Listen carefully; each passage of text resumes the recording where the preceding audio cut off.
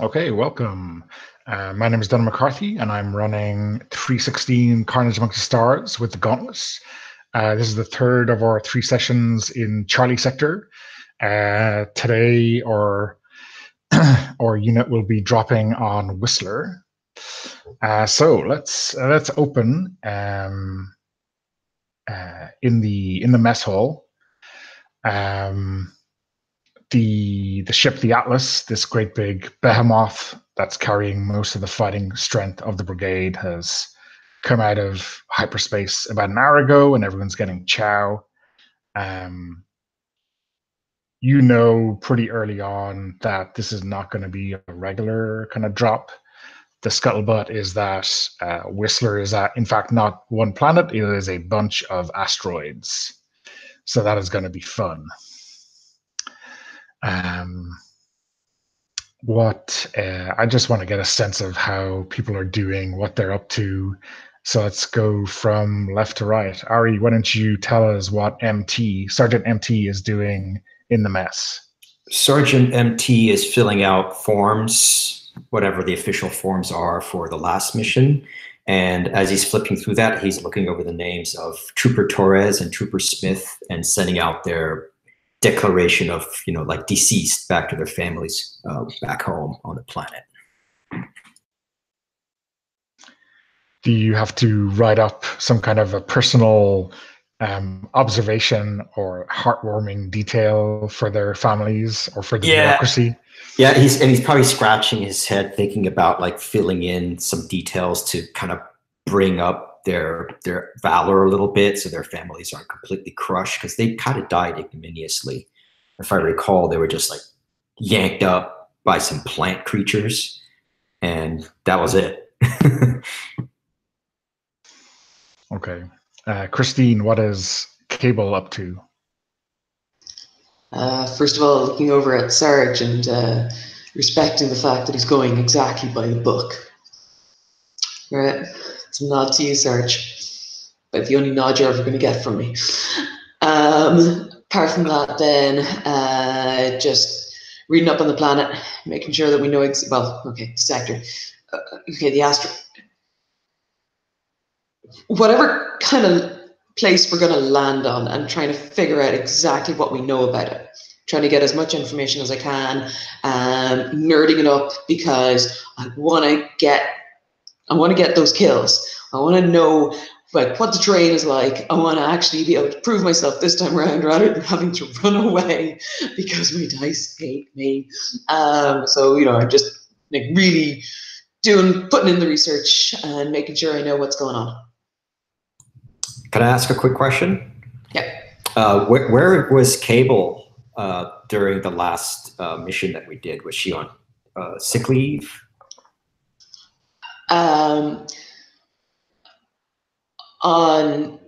No, Sarge. No, definitely not sick leave. Definitely not sick leave because I don't get sick. I've never gotten sick in my life. I was on a mission that I was suddenly pulled away from the squad. Yes, indeed. That's all I can say. No argument there. If you were on a separate detail, no problem. So, David, why don't you give us a quick intro for the professor? And I just want to know, were you holding Cable's hair as she was puking in the latrines? Oh yeah, I was hoping. I think she probably hated, just like, never talk about this again. Get out of here immediately. It's like, oh yeah, no problem. Yeah, I think in the mess hall, the professor is maybe there's like a VR helmet, and you see like you put in like a little tape that's like corporal training lesson 14, and he's like, oh okay, yeah, this is a good simulation. This is good. As he's like occasionally getting a spoonful of like the protein gruel or whatever.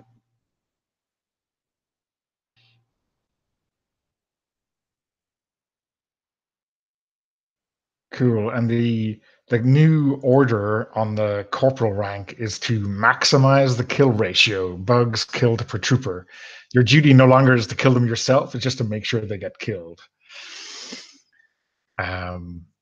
What does the professor think of that particular slant on the usual?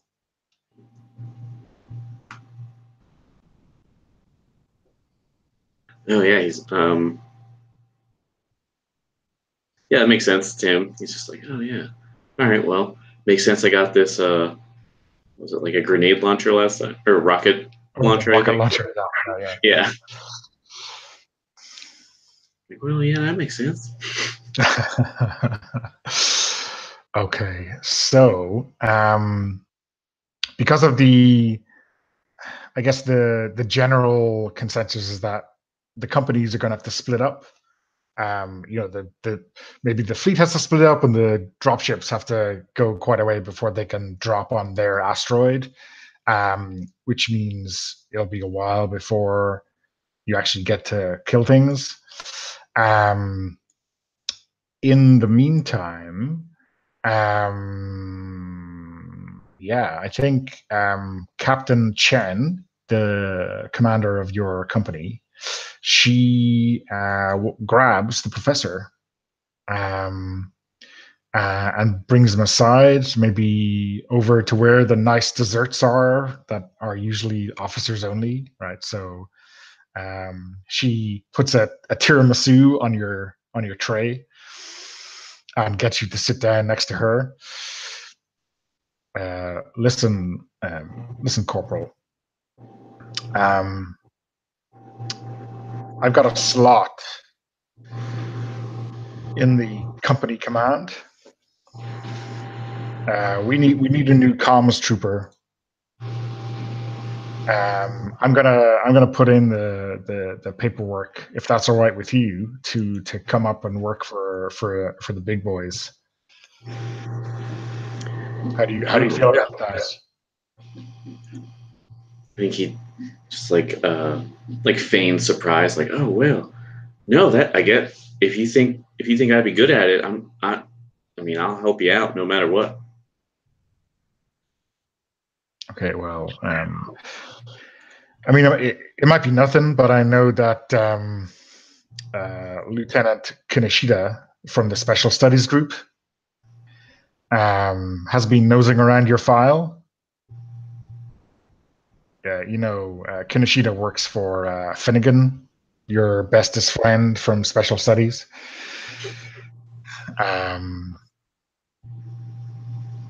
So yeah. I don't want to lose you to them. I think she. Are you eating this tiramisu like there's no tomorrow, or what's your attitude to her kind of general pitch and scuttlebutting? Oh yeah, I feel the professor is like barely eating it, but in such a way that's like, oh, as soon as you turn your back, I'm going to just shove this entire thing in my mouth. It's like nibble by nibble.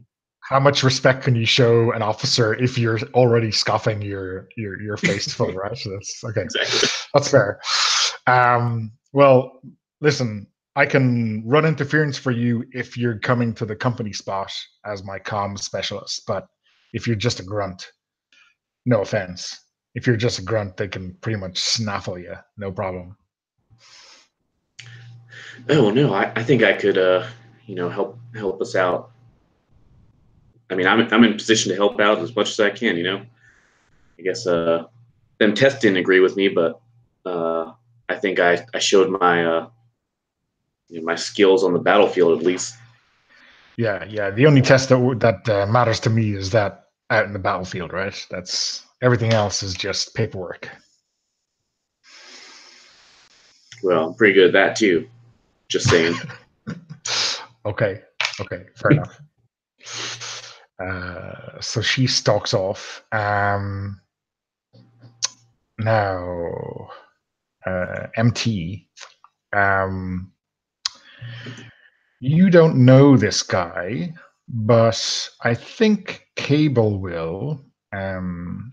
His name is Major Morgan. He works in the the tiramisu disappears behind your back. Excellent.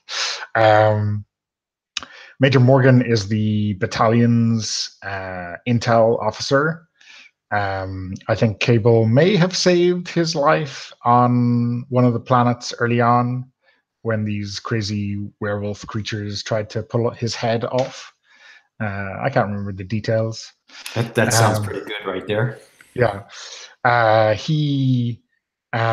When he comes around, he kind of gives the rest of the people who are sitting on your table a look, and they disappear. People don't like having their conversations about tiramisu overheard by this guy. Yes, Major. I kind of lean in because he's probably got something secret to tell me. Sergeant, I want to talk to you about some searches you've been doing on the database, the news archives, all that kind of stuff. I bristle a bit, thinking about my brother. You know, you've thrown up just about every D-notice I've ever heard of looking for 229. If you're going to take some advice from me, I would advise you to stop digging.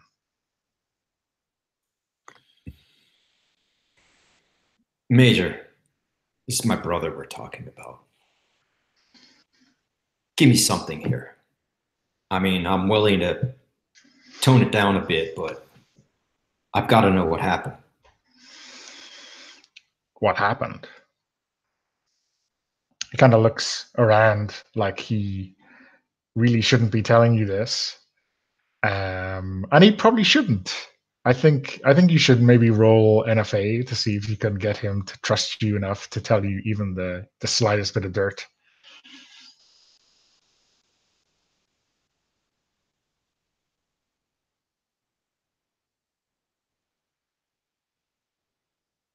You're mute, Ari. Oh, crap. Sorry about that. My NFA, let me look at that up. Where is that on the sheet? Yeah. So if you grab your sheet, there is a spot. Oh, I see it. I see it. I was looking at bio and info. I got okay, yeah. Okay, so that's actually. Okay.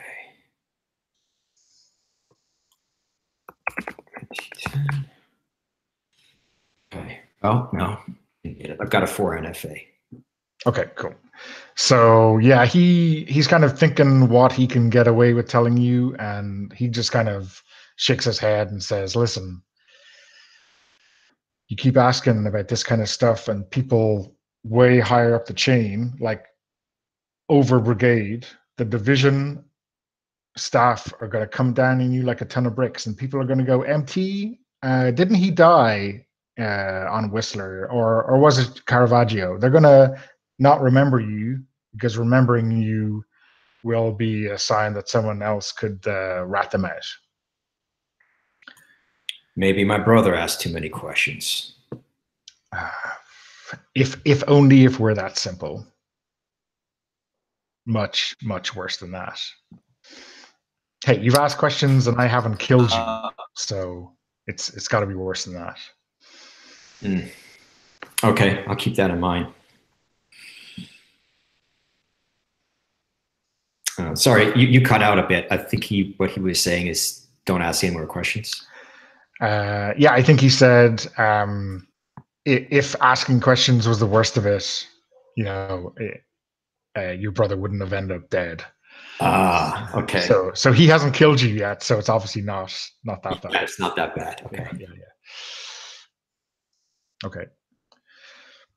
And he kind of stalks off, grabs a tiramisu. Shit, he grabs 2, right? Grabs 2. Okay. Yeah. All right. You know what? If there are any left, I'm going to take them, put them in a container, and save them for later to rip on the professor. Because I know maybe I find out somehow he was stuffing his face with this stuff. Yeah, so I think you're lucky you're a sergeant. You've been around the block. You know how to, surreptitiously, talk to your lieutenant, back away, and suddenly there's a tiramisu gone, a tiramisu or 2 gone that no one notices. Yeah, okay, that's dangerous stuff you're peddling there. But you know, hey, Contraband. Contraband. Yeah, that's what a sergeant's life is all about. Contraband. Okay. And then I think your sergeant major, in your platoon, Sergeant Major Murphy is calling Cable in, and she wants to kind of figure out what you're going to do because you have too many corporals in your damn squad. You currently have 3 corporals in a squad, and you only need 2. That's just crazy. So she's inclined to, you know, in light of your long service, to keep you around, but maybe it would be an idea to put you into the 3rd squad in the platoon. You know, keep you in the platoon. That's what she wants. She doesn't want to throw anyone away, but she kind of leaves it up to you. What does Cable say? I do what I'm told, sir. Oh, okay. Sir, I mean, I think we've covered this. I work for a living. I'm a sergeant major. I've got stripes. I'm not a damn officer. Yes, Sergeant Major. But I still do what I'm told. Better. So, you know, just as long as I can kill stuff. Sir, Sergeant Major. Okay. Killing stuff. Yes. That's your number 1 priority. That's good. That's my number 1 priority too. Yep. Okay, well, you know, let me ask you a question then. The new sergeant in command of 3rd Squad is Sergeant Souza, who has recently been demoted. He used to be the lieutenant in charge of the scout platoon in the company. His work and that of his unit fell a little bit short of High Command's expectations in the last planet on Caravaggio. A lot of people ended up dead. This is not what she is saying, but this is what you know, right? How do you feel about working under Sergeant Souza?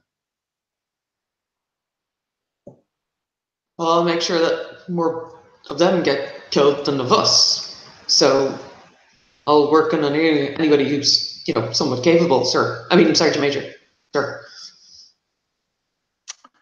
Okay. Okay, I'll put the paperwork through for after this mission. You're just gonna have to cope with a bunch of e-cannon wielding nutters, which you kind of are at the moment. It's like Done that before, Sergeant Major. Yeah. I'm not sure what's wrong with machine guns personally, but things are different nowadays, you know. Yes, Sergeant Major. Different. You're still killing bugs, though, right? We are still killing bugs. Yeah, and werewolves and plants and whatever the fuck it is this week. Heard somebody call it Day of the Triffids. Yeah. Don't understand that reference myself. Classic reference. Before your time, Corporal. Before your time. Yes, indeed, Sergeant Major. Right. So I mean, some people were calling them Venus flytraps, but we bombed the shit out of Venus, you know, years back when I was a trooper. I have read your record, Sergeant Major, so I am aware of that. Okay, good work, Corporal. Dismissed. Yes, Sergeant Major.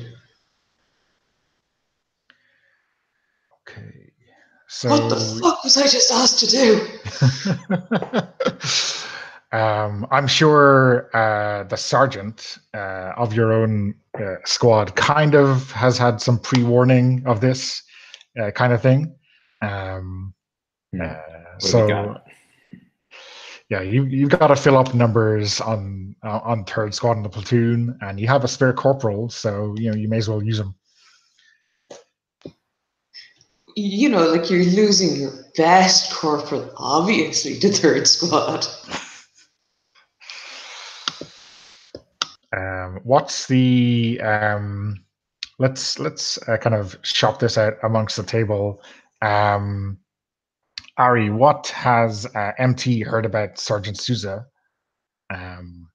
since, or from his previous job in the Scout platoon, or since he's been demoted? This is the sergeant major?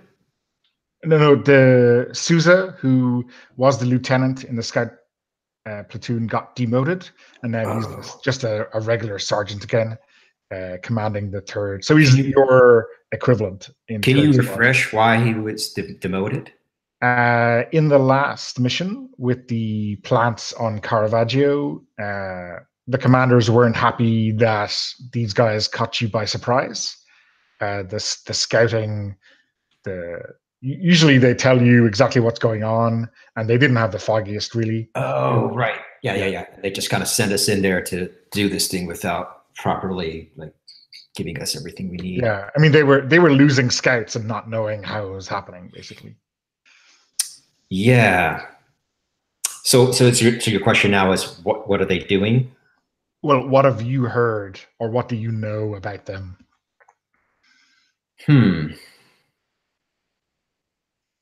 I think they're going to be replaced. They're planning to replace them, or either replace them or move them into a completely different division. So this is they're on their last legs here as far as being with our group. Cool. David, what has the professor heard about Souza? Yeah, maybe there's rumors in the barracks and everything that Souza's not taking this very well, and has just been just drinking a lot, and getting sloppy. He's it's like, wow, I can't believe they haven't brought him up on behavioral probation or anything at this point, because he's been drunk basically since he got demoted. Okay. And Christine, what about Cable? What do you know about Souza? Only what I've, basically nobody really talks to Cable. Just kind of overhear stuff. So didn't know the rule book, didn't ask enough questions during the mission brief, didn't seem to care about his people as far as being a lieutenant went, so sloppy and doesn't deserve, basically deserves the demotion. Maybe he could earn it back, maybe. Probably going to be dead by the time he earns it back. It's a lot of earning. Okay. So you get called to briefing. Chen and Murphy are up there with their displays. It looks a bit chaotic just because of the you can't just zoom into a single planet. You've got to look at a handful of them that's in your assigned sector. And these look really small. It's like there can't be any gravity on those, or if there is, it's not very much.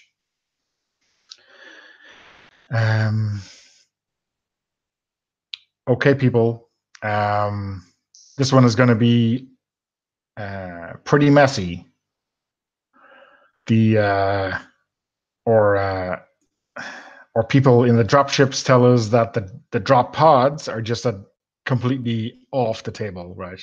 They're going to bounce off those asteroids and you're going to be lost. So the plan is to set them down, anchor them, and they're going to wait there until you're finished.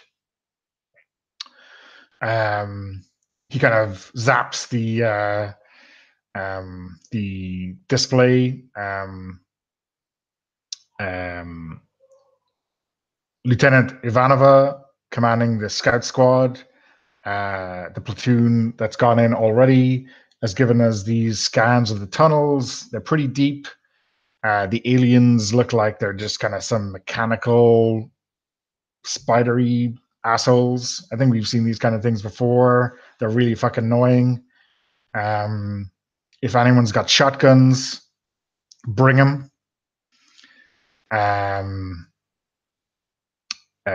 Just make sure the load is pretty low powered.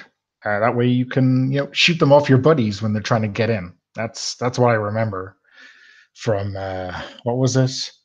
Yeah, on Rembrandt a couple of years back, we had these kind of things, and it was pretty scary until we figured that one out about the shotgun. So stay frosty, right? Any questions, Sergeant? So it's another low gravity job, huh? Well, I think it's less low gravity and more no gravity. My favorite. Yeah. So, but at least you'll be in tunnels, right? So you're not gonna just bounce off the surface. Yep. Keep your eyes on the ceiling, squad.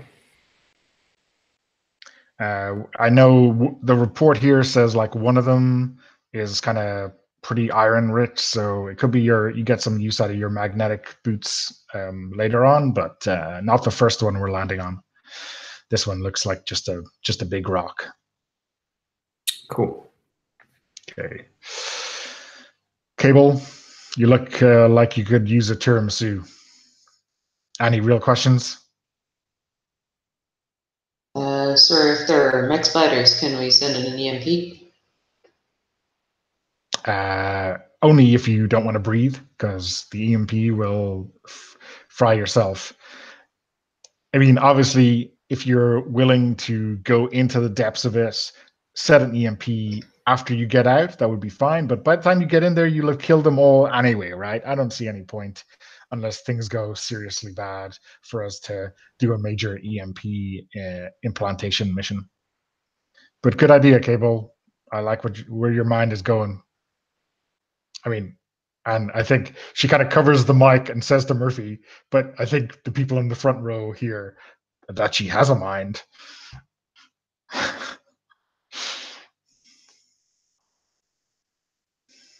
Everyone knows Cable has non-fighting ability 3, right? That's or 2, just 3. That is a good question. I do need to check. But she may have excellent hearing. That is true. Yeah.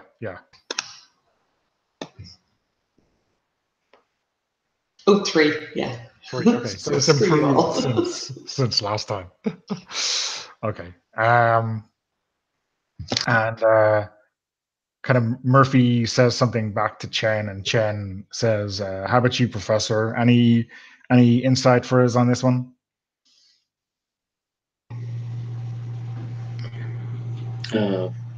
Nope. Think never been to an asteroid before, but I do hate spiders, so should be fine. We all hate spiders, right? Especially alien spiders. Okay, dismissed. I think we're in your usual dropship. You've got the tail number Sarge, right? It's Louis is giving us a ride as usual this time.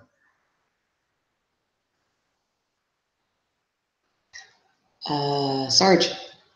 I've got the tail number here. It's Lima 611 Penelope. That is not a standard P designation, but Captain Chen, she's a crazy one, right? Penelope. Okay. So yeah, you've got like 20 minutes to suit up before you get to the dropship. Sarge, just before we go, is there, considering these are spiders, maybe we should ask the professor if he has some one of those things, like a thing that affects spiders that doesn't affect us. Might not be the best coming from me because, he thinks of me as a rival and all. Just, because I am. Same level and all. And, but What is it you want me to ask, Cable? Bug spray. Has he got any bug spray? Oh, yeah. We juiced those aliens back on. What was that planet called? I forget. But yeah, You can ask him if he's got some more of that concoction to bring along. Yeah. I'll pass it on. You know, the professor is. I don't think the professor is as competitive as you think. He's pretty collegial. You could go ask him yourself if you want. I don't know what the word collegial means. I could probably ask him. Like, I'll tell you what. I fish into this box, and I have this thing wrapped up, and I say, "Take this to the professor. Tell him we ran out of panna cotta, but we still have to have some of these nice little tiramisus for him. He seems to have a sweet tooth." And I hand you a wrapped tiramisu. That should do the trick. Tell him if he's a good shot in this mission, we might have a few more of those tiramisus waiting for him. Yes, Sergeant. Cool. But now I'm wondering why I didn't get any of these. I'm a good shot. So yeah, wander off to the professor. I mean, I think the proper soldierly thing to do in this situation is just to eat the tiramisu and then ask the professor, right? But you know, I don't want to interfere in Cable's conscience. Yeah, just about to ask when he shows up, how much is left?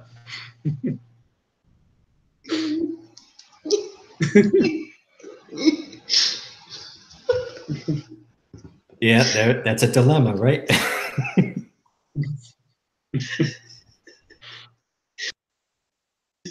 Is it just like licked and slobbered on?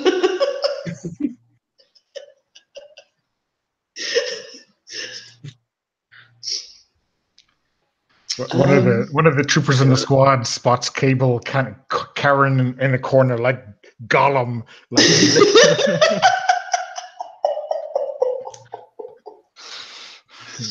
My turn. Hey, what? This is less. This is less the tiramisu and more dirty napkin you gave me, but thanks. It's exactly what the sergeant asked me to give you.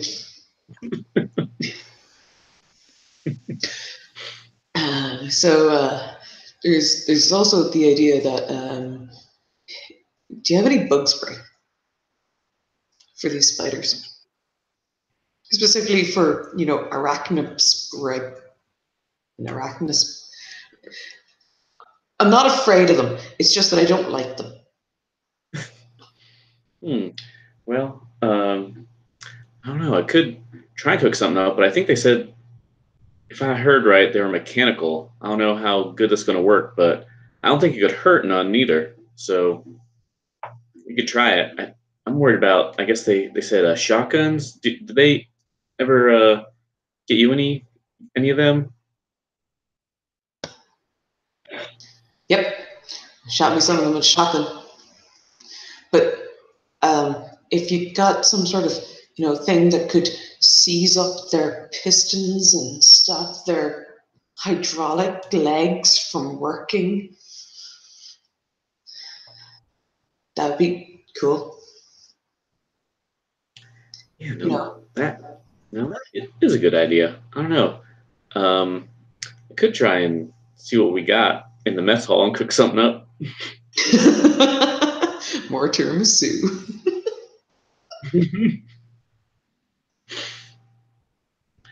Yeah, would it be possible for me to try and I guess I established last time I know something about chemicals. Could I try and do something along those lines? I think you could. I mean, you have very little time, right? So it's like 10 or 15 minutes before you have to be in the dropship. But maybe there's something in stock, you know, that you can combine with something else. I think an NFA role might get you like a one use thing of this. Yeah, I'll give that a shot. I'm good at that.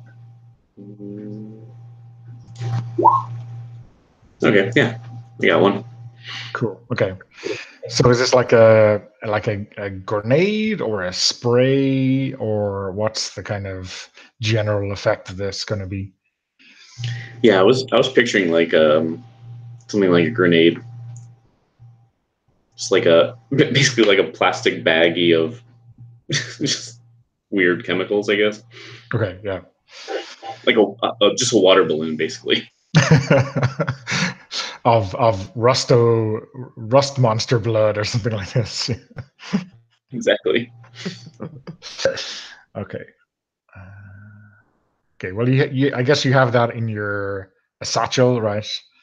Um, for the mission. Oh yeah, so maybe I'll make one. And I'm like, oh, like maybe how long do we have? Like 20 minutes. Yeah, yeah. Yeah. So maybe like 18 minutes later, I come with that that water balloon and like already hooked up to my thing or something. I'm like, all right, Cable, that was a good idea. I got it right here. And here's the formula if you need to make it too. Well, let's suit up. The formula is written on a dirty napkin, which I just kind of crumple up and wipe the rest of the tiramisu off my face with.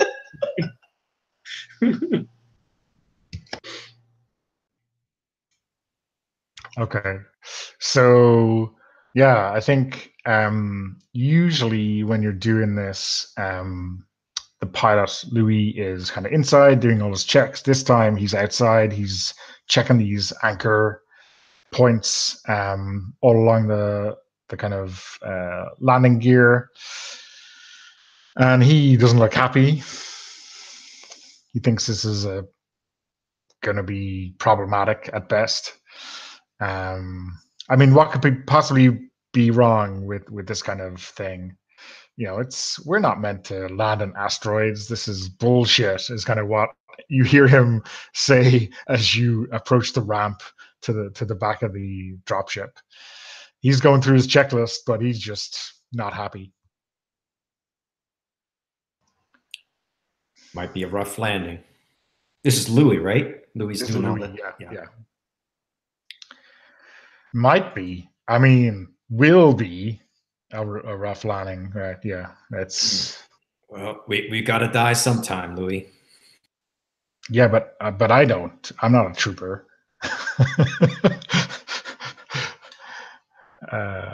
Yeah. I mean, I kind of feel sorry for the dropship. I mean, she didn't ask to be sign up for this.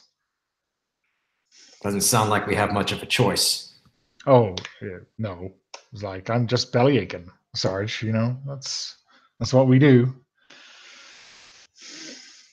Well, but yeah, take a seat. Anything I can do, let me know. Thoughts and prayers. That's very helpful. I do have a few extra of these, and I pulled up a little box with a few more tiramisu in it. Okay. I've been saving those for the professor in case he does really well, but I could part with one more. And I shoot a glance back at the professor when I do that. Shit, like he's going to be getting medals. Like the way he's racking up kills, there's a pool on him getting the next kill badge. I'll take a tiramisu, in other words. Yeah, all right, go ahead, take it. Okay, so yeah, you get. So basically, the best place to sit is still the drop pods, but the kind of crew chief ward doesn't close the doors on you. They just let you sit in and strap in and everything like that. And it's like big thumbs up, and it feels kind of weird, right? But hey. So yeah, the Louis takes off over the loudspeaker. Him and Endewa, the officer commanding, who's the co-pilot, both give you kind of a thumbs up for the tiramisu. Nice one, right? And usually there's like a big kind of funnel, a wedge of dropships heading on planet, but this time everyone is dispersing. Kind of every company is taking a handful of asteroids in the belt, and basically you got no eyes on any other company dropship. So that feels a bit strange as well. The good side is, there's no gravity burn. There's no ears popping, no joints being crushed as you burn in the atmosphere. It's just 0G. It's fine, right? And then you get a warning from the crew chief that you want to, take a deep breath and pucker because you're like 10 seconds out from landing. And then the dropship flips and the reverse thrust is applied and you slam into the asteroid. You're pretty sure one of these landing gears is going to be scrap. It's probably floating away in space. And then you hear all of those explosive bolts at the bottom of the dropship, just hit into the rock of the asteroid, and you're secure. There's probably a split second in between the land and those explosives going off where you just start to float back away. But the timing is pretty much perfect. And it's like, get the fuck out of my ship. I'll be here when you're finished. All right, move out. Let's get this going. So yeah, you're heading into, I guess everyone's splitting up. There's a huge network of tunnels in this rock. So you're heading to your assigned one on the map. What's your general approach going to be? And I think we will roll for domination.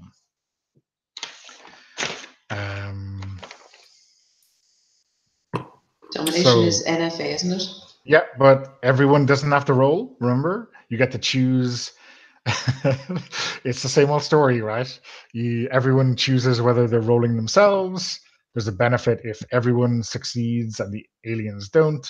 There's a benefit if someone succeeds, even if the aliens beat you. So yeah. I think the professor definitely want to roll, right? So we have the professor with, is it NFA 6 or 7, David? 7. 7, okay. And we have MT as 4 and Cable as 3. So, I'm going to go for it. What do you think, Cable? You want to jump in? Well, technically, I'm not with you guys. I'm in like 3rd squad, so I can't. You haven't been transferred yet. That paperwork really goes through at the end of this mission. Yeah. Yeah. So you're not with Souza. Are you feeling lucky? You want to roll? Have you seen the rolls I make? You can only get better. You can only get better. I like your attitude. Yes. All right, let's all go for it. This is a terrible idea. I missed mine. Did you? Oh wait, Christine got a 0. You got a 0. Wait, 0 successes. No, 0 successes. Yeah. Okay. So here's the bad news. One. Well, okay. So that's not an ambush. That is good news. The aliens got the highest success. Oh no, they have a 10. Yeah. So that's the bad news. The alien ability this week is 10. Is that what we're facing? That's a lot of aliens. That's a high score. Okay. Shit. I think technically, once people's skills start to ramp up, it is possible to get higher than that, but I don't think it matters after 10. Yeah. So it's off the charts is, I guess, a way of putting it. And they rolled a 9, so that's a pretty high success. So yeah, this one is going to be problematic. But you were told to pucker up, right? That's for something else entirely. But so high success on aliens. So they're going to set the range. They are going to set you. Everyone should say what the weapon they have on them right at the start is. And then I will set the range. I think I'm gonna equip, like the standard equip, the energy rifle exterminator. Okay, cool. Heavy machine gun for me. Fuzzball, I think it was called. Nice. Christine, are you going to go with grenades this time, or are you going to stay sensible and go with the machine gun? Oh, I have stated that I've done my research, so I'm probably going to be sensible for the start. And then I can get stupid. It's fine. Okay. They are putting you all out at far. Okay. And sorry, there's way too many alien tokens out there. There should only be 15. Okay. And in this engagement, there are... Well, I feel a little bit better now. Yeah, sorry. I set it up when I thought there was going to be 4 players, so now it is the right number. Yeah. Okay. So there's 3 aliens in this engagement. They're setting out far. And do you want the good news or the bad news? It's bad news. Let's get it out of the way. Okay.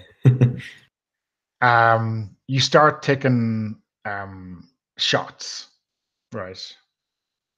Not gribbly mechanical aliens crawling out. You're getting shot at. Firearms, machine guns, that kind of stuff. That's coming from the spiders? It's coming from down that tunnel. Okay, yeah. Kind of hard to see exactly what's going on at this stage. So, let's declare our actions. The aliens are going to try to kill you all. Surprise, surprise.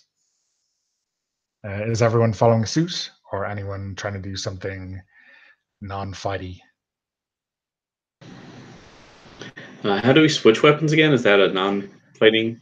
Yeah, so changing weapons is your action, and it's an NFA roll to switch to a different weapon. All right, I think I'm gonna try to switch over to Lucky, the rocket pod. Cool. Yeah. I'm gonna try to change my range. Okay, so remember, that's a simple NFA check to do that. The other way you can change range is if you roll to attack and you succeed and beat the alien roll, you can also change range. So, yeah, I'm going to go with the first, though. I'm going to just try to change range this time. And Cable, you... I'm just looking for the range on the machine gun, and I can't find... It should be in your sheet. For Cable, down the bottom. Yeah, so your heavy machine gun has had a couple of improvements, and your far range is D6. Okay. Oh, yeah, okay. I see it, yeah. Yeah. Okay, so let's roll to see how that goes for everyone. I will roll for my aliens.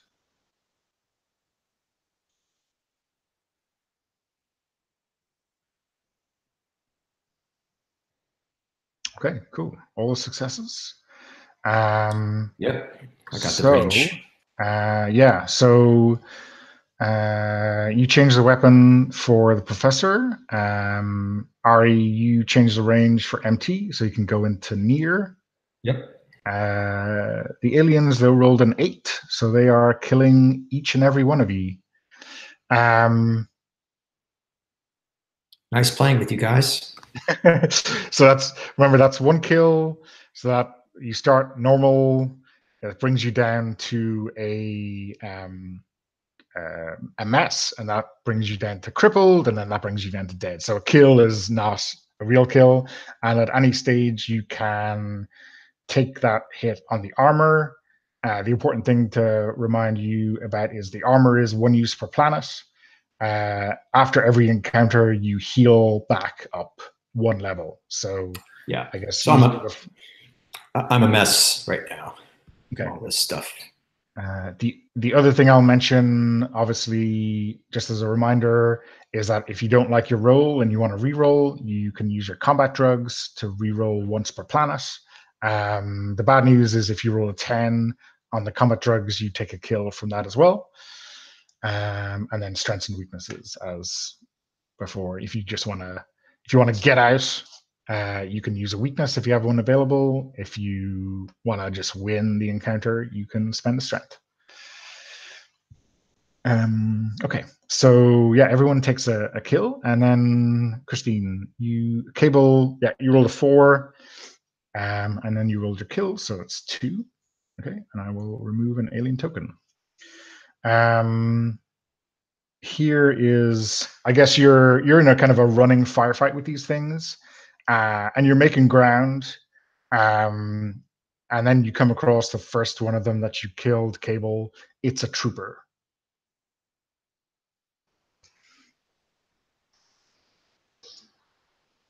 What the heck?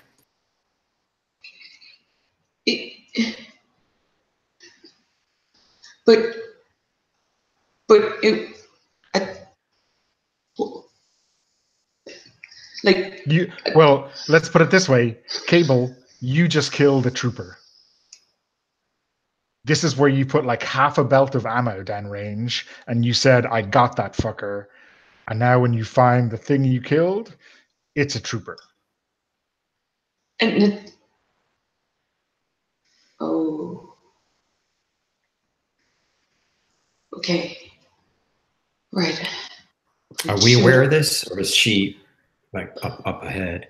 Well, I guess normally your communications would be pretty wide. Here, because of the rock, it's probably line of sight, but certainly she's not that far ahead that she couldn't say it over the radio, or you're not that far behind that you wouldn't catch up in a matter of seconds, really, to be honest. So I guess does MT find Cable kind of looking confused? Yes. Yeah, I pull up. I say, Cable, what the hell is this? Showed us an enemy, and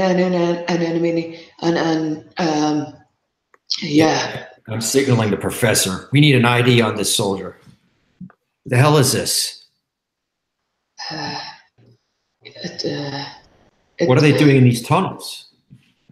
Can we like, when the professor catches up, I'm going to ask the professor to see if they can do an ID on this person. Yeah, do they look familiar? Yeah, I think usually the only person with that kind of info would be maybe the platoon medical, the medic. They have an orphid scanner to get people's blood type and all that kind of stuff. I don't know, do you have that kind of thing handy just because you magpie gadgets that you shouldn't? That seems perfectly reasonable for the professor, right? So yeah. So you did the medic training course and you just kept the equipment, right? That's so yeah, maybe make an NFA check to see if you can read this guy's. Sure can't. Yeah, I mean, you're not even sure if this guy is from the Brigade. The orphid is coming back all kind of messed up.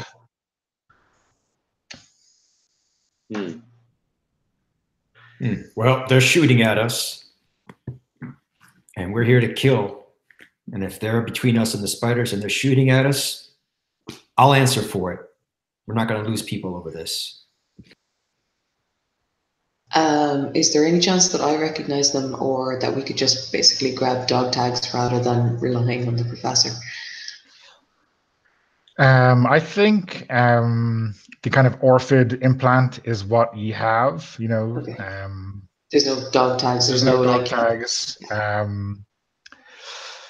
I guess you could try to get into the suit and ID someone that way, but again, your chances of actually knowing a random trooper by sight is pretty low, especially because it's Cable, right? Does not play well with others. I mean, maybe if he was using a machine gun, you would recognize the machine gun, but Does he have a weapon on him? yeah, like a standard energy rifle. What do we normally do when we have a man or woman down? We just bag them until the job is done. You just leave them till the job is done. To be honest, you don't worry about that kind of stuff unless you're having an emotional tie with them and you want to be a bit more human about it. But standard operating procedure is just to leave them and keep pushing. That's what I order. Then I say, keep going. We don't have time for crying over this, soldier. We don't know what they're doing here. Yes, Serge. Okay, so next round, the aliens are going to be killing you again. Quelle surprise. Everyone following suit, or? Yep, I am. Yeah. So we have you at the medium range, and then a machine gun and a rocket launcher at far range. So I think we'll start to see the kill count go up a little bit now. Okay, so let's roll. Or let's rock, rather.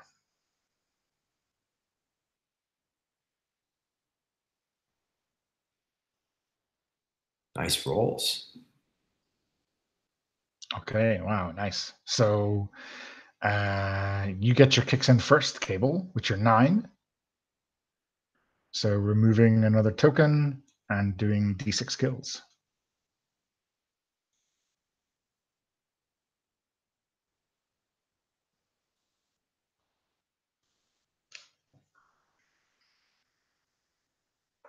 I'm sorry, I rolled twice. Take the first one. Okay.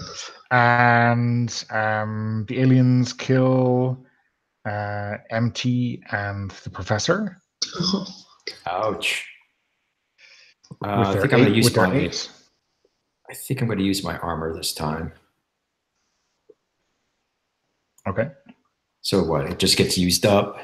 Yeah. You just mark it and you get it back at the end of the planet. It's okay. At the end, yeah. So it's a one-use thing. David, are you taking it on the chin, or you're going to use your armor as well? I'm going to go crippled. Okay, ouch. Okay, and then, sorry, what do we have? A 3 and a 4. So Ari, MT gets that final counter in this encounter and rolls kills. 10. Oh, 17. Ooh. That's brutal. That's outstanding. Why didn't you describe that to us? Yeah, his people are getting shot at, not by spiders, but by, he's got rounds coming here from others, and there's no explanation for this. It's hostile fire, so he wants to protect his troop, and he just goes crazy. He kind of goes off up the front point and unloads down the tunnel.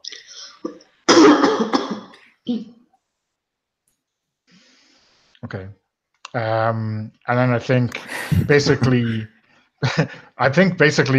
obviously the last counter counts as no more for the professor to kill, but that kill counter kind of suggests that as well, right? So basically, you're about to unload a rocket into this concentration of them, and then they're all dead, and you don't have a target. What does the professor do with that?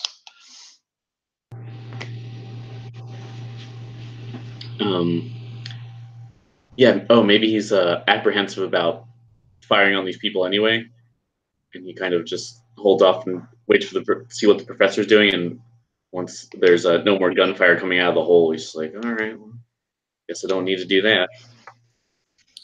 Okay. How bad do you want this, Professor? I'm holding up the last tiramisu.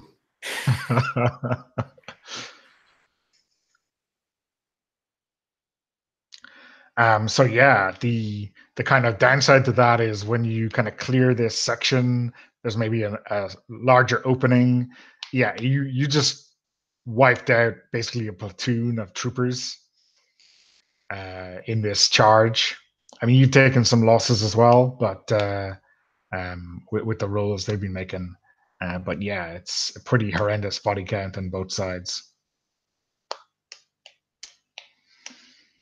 Yeah. Either way, I mean, I'm pretty disconcerted by all of this. We don't have an answer. Can we try? Can we try now that we've got kind of cleared this out? Can we try again to figure out who these people are? Is it all people, or is it mixed spiders and troopers? It is all people. It is all troopers. Yeah. Firing at us. So they obviously ID'd us. They're shooting at us purposefully. Yeah. So I'm not feeling too bad about killing them, but I want to know who they are. Okay, yeah. So I think you got like some time after the encounter, and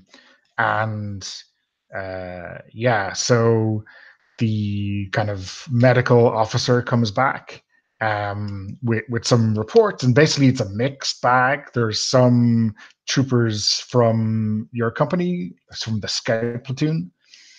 And then there's other ones from throughout the brigade, and then there's some that are not returning any value at all on his machine. So it's a bit strange. He is not. I mean, he is upset that he has probably treated some of these people, but he's a bit confused as well because of the no returns on a good proportion of these people. So did he get any returns at all? Oh yeah. So he's got IDs on maybe a third of them coming from inside the brigade, and a couple of them from your own company's scout platoon. Yeah, this is really unusual, obviously. Yeah, he's kind of freaking out. Is there any way to send word back up to command and find out what the hell is going on? Well, let's get back to our dropship and give a report, because this is insane. They're either scrambling our signals somehow, making us think that our own people are spiders, mutant, cyborg things, or they're using mind control. Yeah, I mean, I don't know. I've seen weird shit with things implanting into troopers before. Could be that. Maybe let's try to capture someone alive, right? Next time we get up close. Let's capture one of these things alive. One of these troopers alive. Right? See if we can't get someone back at HQ to look at it. Do we need special equipment to do that, or are we just going to say we're doing it? It's fine. Oh, so like mechanically, I think you need to get up close, and then an NFA check maybe to overpower them in a non-lethal fashion might be the way to go. Okay. We'll see how it goes fictionally. I guess the other thing is if you had a non-lethal weapon, which there are very few of. There's certainly none of in the rule book. But if you had an enterprising tech officer who could put something together, that could be done, right? I think I've got just the person for that. I've got some knockout right here. Oh, I mean, I hear if you set out some tiramisu, it'll capture any hungry, lonely troopers, and then you can drop a net on them, right? That's how they got you, Cable. That recruiting officer back at Earth really hit the jackpot when they discovered tiramisu was catnip for new troopers. Okay, so back to the dropship. I'm going to start the new encounter with some, I think we'll call this very bad news. On the kind of floating where your dropship was, there's a piece of landing gear, and there's the dead crew of your ship. Oh no. They've just been shot in the head and dumped out of the back of the dropship, and the dropship is there about halfway back to the Atlas. You can see it burn. Did Louis abandon us? No, Louis is one of the three dead no. people floating in the air. Damn. In the not air. So our ship has been commandeered by this enemy trooper group, and now we're basically shit out of luck on this asteroid. Yeah. Can we sit out a distress call? At all? Yeah. You could. You don't have anything really that will go that far. You just don't have the power to get something back to the ship. Professor, could you jury rig something using our equipment? Look at what I have. I guess when this kind of all becomes evident, your lieutenant has a crazy plan. He's definitely covered this in things you hope you never have to do, but you never know, part of his training. If you jump and use your air and your power on your suit as thrusters, you will get back to the ship. That's pretty crazy. That is immensely crazy. That's what he is intending to do, because he's not sticking around here to die. He wants to be where the fight is. How much air you got in your tank, Cable? Got enough, Sarge.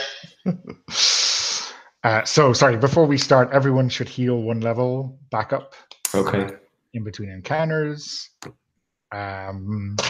If you do want to do the crazy jump and pray move, it'll be an NFA check.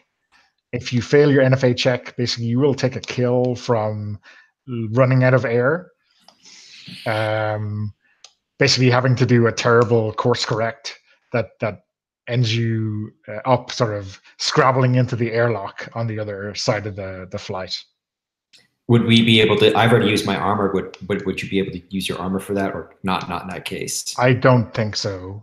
Yeah. Let's be either make your NFA or take a normal kill, right? Or hey, you could say I'm going to use a strength and describe a flashback and win the encounter, right? Yeah. Okay. Cool. Yeah. That's obviously valid. Well, I look for a show of hands. Who wants to die on this asteroid and who wants to die in space? Maybe not.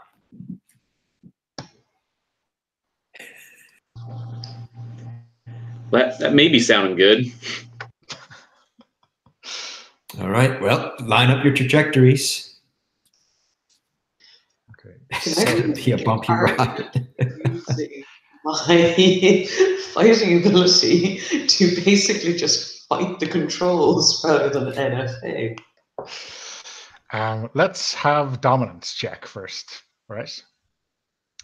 To see how badly this general encounter geography is looking for you.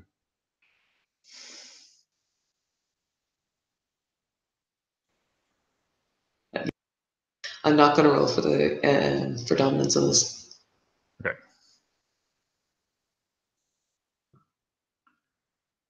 NFA. Yeah, NFA. Sorry, can you guys hear me? Yeah. Is this an NFA roll? Yeah, it's an NFA roll. Okay. I think 4. Nope. Okay. I think that's our first quantified ambush of the sector. PCs are all fail, aliens are successful. It's an ambush, and I set the range. Okay. So I'm gonna put you all back out the far because it's a long way to the spaceship, right? And the ambush basically is as you're pushing out, taking a deep breath, even though that probably doesn't make any difference, and just jumping for it. The dropship that's ahead of you just kind of turns around in space as it has his burn and opening up on you with its chain gun. Everyone takes a kill. Wonderful. That's a normal kill, which can be taken on the armor. And now I want everyone to roll for NFA to keep breathing. Yeah, that chain gun seems like a good opportunity to use my armor. Yeah. So yeah, you can. Oh, no. I'm not breathing. Okay. Ouch. So that's 3 fails. Okay. Wow. Yeah, make that a we. Glad I used that armor. Good timing. Okay, yeah, so it's a long way, and the lieutenant is obviously full of shit because there's no way you could pick this out from this far away. And basically you end up pretty much breathing on fumes or, I don't know, something as you end up kind of floating through the kind of general airlock that the dropships left from. And I guess, I think there's one of those kind of magical force fields like in Star Wars, right? That keeps the atmosphere inside the inside the hangar bay. So as soon as people just fall onto the hangar bay, people just crash open their helmets. The visors go up at the very least, and there's a lot of panting.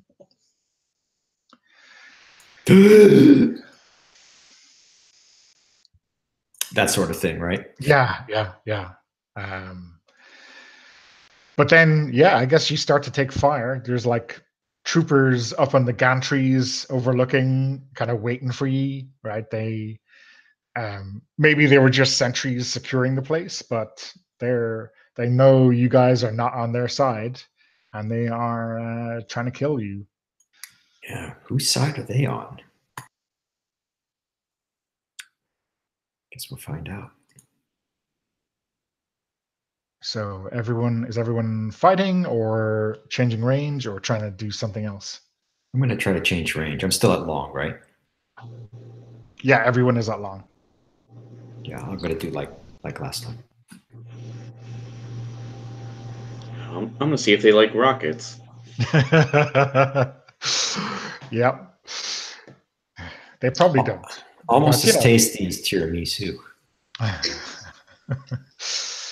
Yeah, I'm gonna sit here and try and shoot them as well from far. Okay. Just so I know, what is everyone's strength and weakness state of play? I've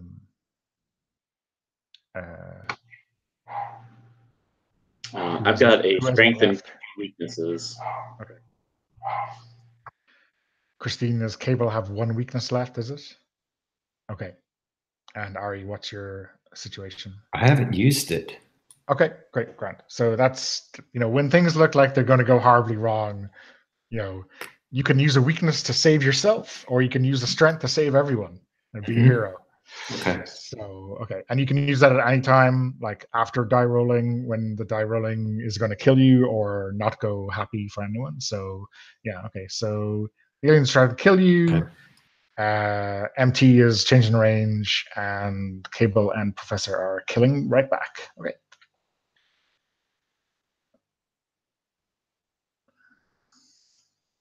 Ouch. Aliens roll a 9.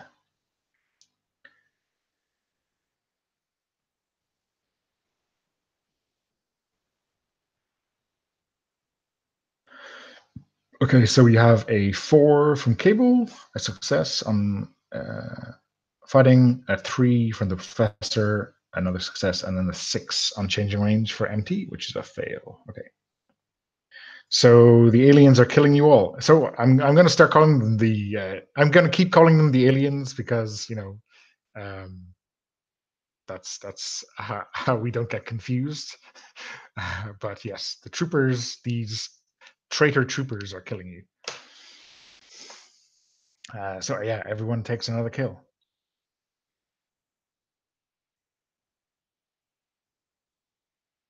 Can that one be taken on armor?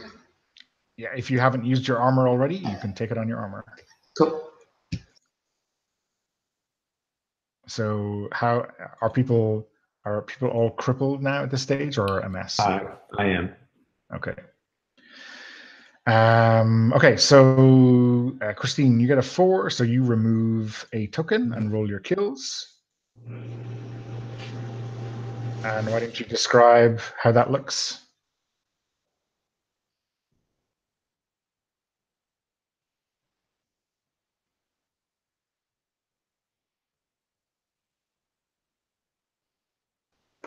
Yep, so basically that is just as soon as I get back into atmosphere, I can use my machine gun because obviously in space you can't use it because the vacuum in space.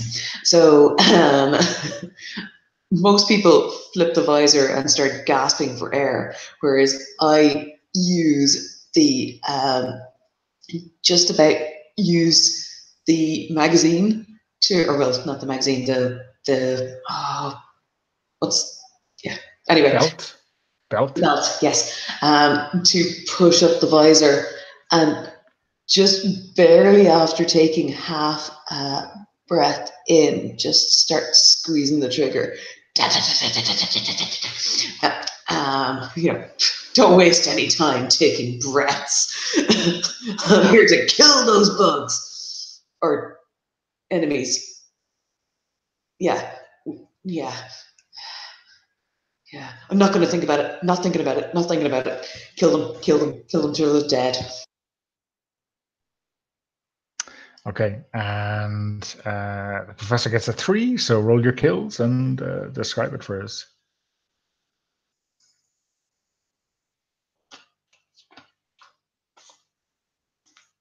I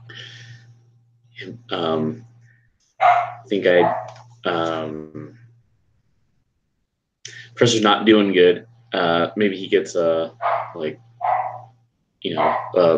up just across the chest, maybe, and so it's bleeding pretty heavily, but just manages to launch a rocket, maybe like up into that. It was maybe like a gangplank or something that a few of them are on, 8 of them specifically, and just they all just fall however long to their death. So yeah, I think a rocket launcher probably does a little bit more to the gantry than you would like. Maybe it falls on top of some equipment, and I don't know. It doesn't explode, but pretty close, right? That's a silver lining. Yeah. Okay, and yeah, so Ari, your change of range doesn't work. So are you pinned down, or what are you doing that prevents you from getting closer? Professor shot at the gangplank, right? And that whole thing came down. So maybe that's keeping me from advancing. Okay. Need to find another way around it or over it. Okay, sorry. So that's the second encounter gone there. Okay, now there is a third. Yeah, there's one left. So another combat round. What are people doing? Same again. Same again. I'm going to try to cross. I'm going to climb over the debris and try to move range. Again. Okay. Yeah. Oh man, yeah. Guess I'm gonna try and do the same. Holy shit! These guys have been rolling nothing but 8s and 9s all. Okay. So.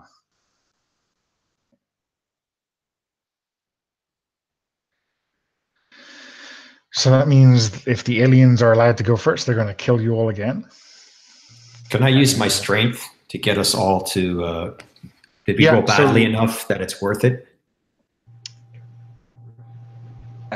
Because there's only one token left, you could use a strength or a weakness in order to clear the encounter and prevent them from killing everyone. Oh, okay. I'll use the weakness then. And so you can tell me how that works. No. So you describe the flashback. The flashback is so this is a weakness. My Yeah. whole reason for signing up, you see that it was actually not because I wanted to be Space Marine, but it was actually just to find my brother. I didn't believe in their credo. Life was kind of boring, like many people back home, but you see me filling out the paperwork and kind of muttering to myself and leaving behind my family. Yeah. Here I am still searching for him. And that's what's giving me strength to and the resolve to continue. But it's also like, as far as like his purpose and reason to be here, it's probably wouldn't be, I guess they're happy to have me here, but it's not really a strong reason to be here. Okay. So if we gave that weakness a label, would it be like, I don't know, not gung-ho or family man or something like that? Yeah, something like not believing in the actual, the whole thing that we're doing here, not believing in the values of this. Okay, so let me just read this section. So you remove one threat token, and you get removed from the encounter. Because it's the last threat token, the encounter is over. Seems like that's the perfect place to use it. Yeah. Though I guess what happens as well is that you are losing this encounter. Like maybe there is. I mean, do we lean on this really heavily and say you're about to kill someone and you recognize them and you can't kill them because they're a friend, or maybe even it's your brother, right? Yeah, I like the brother one. So I see my brother and I'm not going to pull the trigger. Yeah. So you maybe you captured him alive, right? That's the and you're out of the encounter, and you've got to get him somewhere. That's up to you, I guess. You got to get him to somewhere safe or somewhere where they can figure out exactly what happened to him. Yeah, I'm going to want answers to a lot of questions. So it's my brother, but I still want to know. Just because I want to find him doesn't mean I'm, like happy with whatever his purpose was. Yeah. Okay, and that saves everyone's from getting killed by those troopers, right? That's a close call. Okay, cool. It is just 10 o'clock here, so I think that is the perfect point to take a bio break for 5 minutes. Let's say back at 8 minutes past. All right. See you. Okay, cool.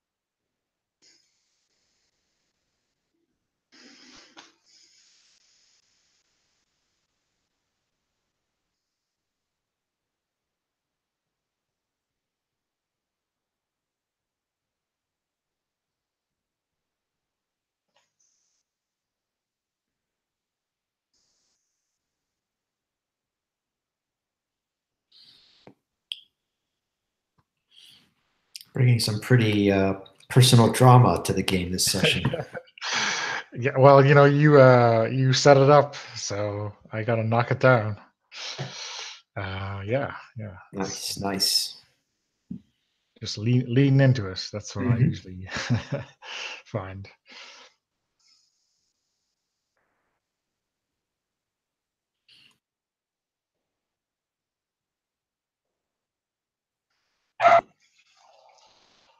So yeah, I mean, if the score on the aliens had been like a more normal 7 or 8, most of these rolls would be failures, and you'd probably be swanning through this. But Nice. uh, Put on my wrong glasses. and they keep going first, right? So that's a real pain for you as well. Yeah, they're kicking our butts. Yeah, this is a good one.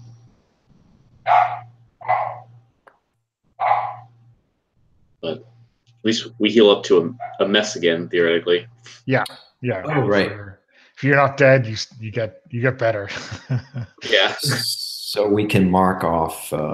Yeah, so you can crippled. get rid of the crippled again. Yeah, and remember, if you really don't like your die roll, you can do that once per planet combat drugs to get a reroll. I can't remember if Cable did that and rolled a 10 straight off the bat in one of the very early planets. So it's like, never using those drugs again, huh? Yeah, so I've got the combat drugs in case for reroll, and I've got one strength left, which I can use to get us all out of a bad roll. Yeah. Now, if you wanted to be cheeky, you're on board your ship. There's going to be other avenues for you to get equipment here, because you don't have to do that bureaucracy stuff. Although a bureaucracy snafu in the middle of a kind of mutinous attack on the ship would be kind of funny. But there's going to be armor or armor repair kits or a med bay somewhere, so that's something you could aim for. I wouldn't mind that, because I did use my armor. Anyone else use your armor? Yeah, I used mine too. What about you, Cable? Did you use up any armor? You did. Yeah, we might want to do that then. That makes sense.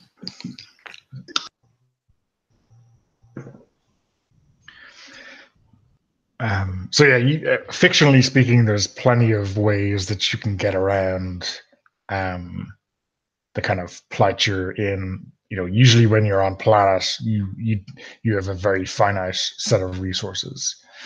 But I guess that comes down to how much time these guys are going to give you, and whether you think you're going to be getting any kind of orders or mission from below. I think at the moment, the captain and the kind of command staff are trying to hook into the comm systems to see if they can talk to the bridge, or at least someone higher up in the chain of command. And you've kind of, that encounter, I guess, was to secure the hangar bay and find out exactly what the hell is going on.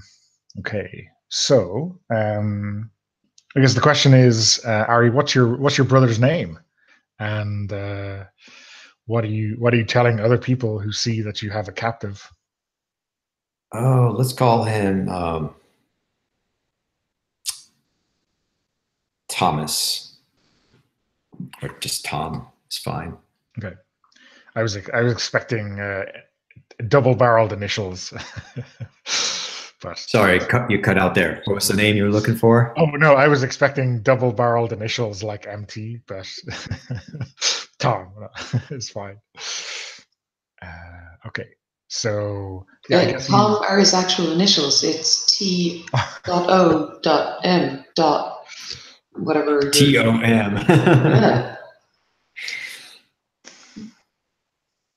If anyone wants to throw in a middle initial, feel free. Well, obviously MT, there's an A in between, so it's your real name is Matt, right? Something, yeah. think I wrote it down somewhere. Malcolm Terrence. Okay. Cool. Okay, yeah. So you have a captive, and I think Yeah,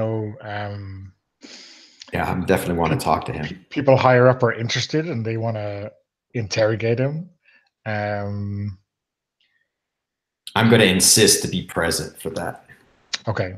I think they're worrying about getting in contact with the higher up in the chain of command at the moment. They're probably going to tell them that they have a captive, so again, that may steer in a direction MT doesn't particularly like.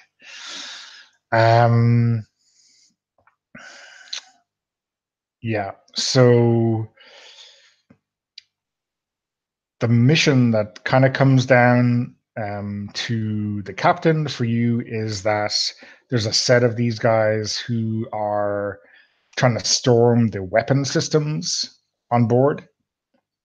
And they can take local fire control, and that will basically allow them to pretty much threaten the rest of the fleet or to take them out. The high command aren't quite sure exactly what these guys are after yet, but them getting control of the ship's weapons would be bad. TM bad. So basically, it's you guys have got to get over to the kind of to the port front. You're in the vicinity. It's not like the other side of the ship. To secure that battery of weapons. That's pretty much the mission that comes down. That's probably going to take you near the armory and not at all near a med bay. So that gives you a suite of extracurricular activities to get up to on that side. But yeah, the captain is, I think, probably leaving third squad here to keep the hangar secure, because this is your lifeline, and you've got now a couple of drop ships, and he's trying to drum up some pilots to go back to the asteroid and pick up some people. So he's juggling a bit. So it's a light platoon that's going to on this assault job to take command of the battery. He probably wants to leave the captive here because there's no point in dragging someone around the place. What does MT think of that?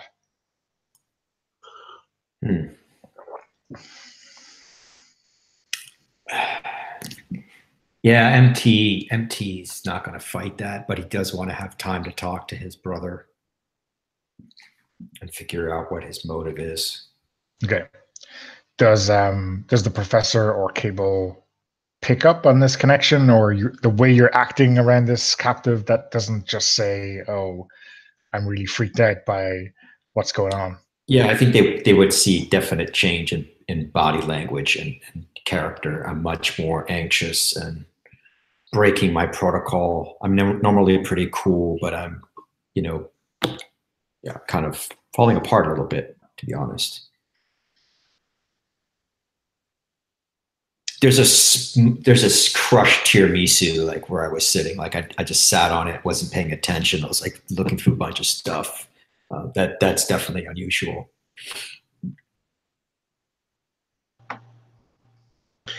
Sarge, I mean, maybe Professor puts like his hand on the sergeant's shoulder, just like, "Hey, listen, you don't have to worry about that. You got what? Still 17 kills. Don't matter if they're bugs or not. People that don't follow orders, they're bad bugs to me." And on his shoulder, he kind of jolts. Yeah, Professor. Sure. You're gonna do just fine. What can I do for you? No, you just seem a little blue, but you did a good job there. I think everyone. I mean, I'm always looking up to you no matter what you do. So I'm nothing to be wrong about. Like you did what you're supposed to, at least in my eyes. And this guy here, just looking at the person you're like the captive, probably whatever bugs got in his mind and fucked him up. we'll kill him then too. Once those scientists sort that out, don't worry about it. Yeah, we'll see about that. Maybe he's got some interesting intel. Quick aside does the professor see a family resemblance between me and my brother? Oh, I don't know. Maybe. Can we throw that out there that our features are very similar? Like he's like an older version of me. Oh, I see. Yeah. Unless or he's been through I mean, something. the other thing that I'm thinking of, obviously the IDs are, by the RIFID, but are there name tags on people's helmets or breastplates to help ID people that who you're talking to, or are they just numbers? Call signs and numbers only. Okay. Yeah. So yeah, I mean, I think it's up to you, Ari. If you wanna say the family resemblance is strong, then yeah, maybe the professor picks up on it. I'd like to do that. Yeah. Okay. Cool. Yeah. Situation that way. Yeah. So you can see me looking back and forth between you and him, and it looks like I'm waiting for you to go so I can have some time to talk to them. Oh yeah. So maybe he's like maybe if picking up on that, just like, oh, you don't know him, do you? I don't think I would say anything like directly. I just kind of look at you, and there's a long pause. Cable completely interrupts this, by the way, and just goes, Sarge, we're following your orders. Prof, we're going down to secure the weapons array, right? See you when you get down there, Sarge. When you're done interrogating this guy. Right, let's go. Hustle. Yeah, Professor, and when we get down there, keep an eye out for any extra gear we can pick up to repair our armor. He's like, oh yeah, you got it, Sarge, no problem. Good luck. Yeah, dismissed. And then I wait for you to leave so I can talk. So funny. Yeah, so I guess you kind of sit him up against a pallet or something like that of armaments that should be loaded up on some dropship or other, and I guess smelling salts or whatever it is, drugs to wake him up, and yeah, he opens his eyes and it's almost like I won't say it's that he doesn't recognize you. It's like he doesn't want to recognize you. He's treating you like the enemy. Yeah, I take my helmet is off, and I'm kind of like, wiping the sweat and grime off of my forehead. Give him a good long look, and I say, "Well, Tom, that's a hell of a fucking reunion. I wasn't expecting to get shot at." I wasn't expecting you to have the balls to sign your name on a piece of paper with the brigade. Well, somebody had to take you back home, but doesn't look like that's going to happen. You want to tell me why you're shooting at our people? The brass are fucking crazy. They're going to kill us all.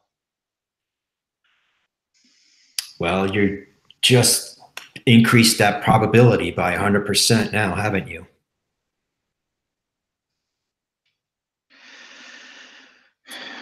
You're still fucking. Nothing's going to happen to you now. You're still wet behind the ears, MT. You still don't have it.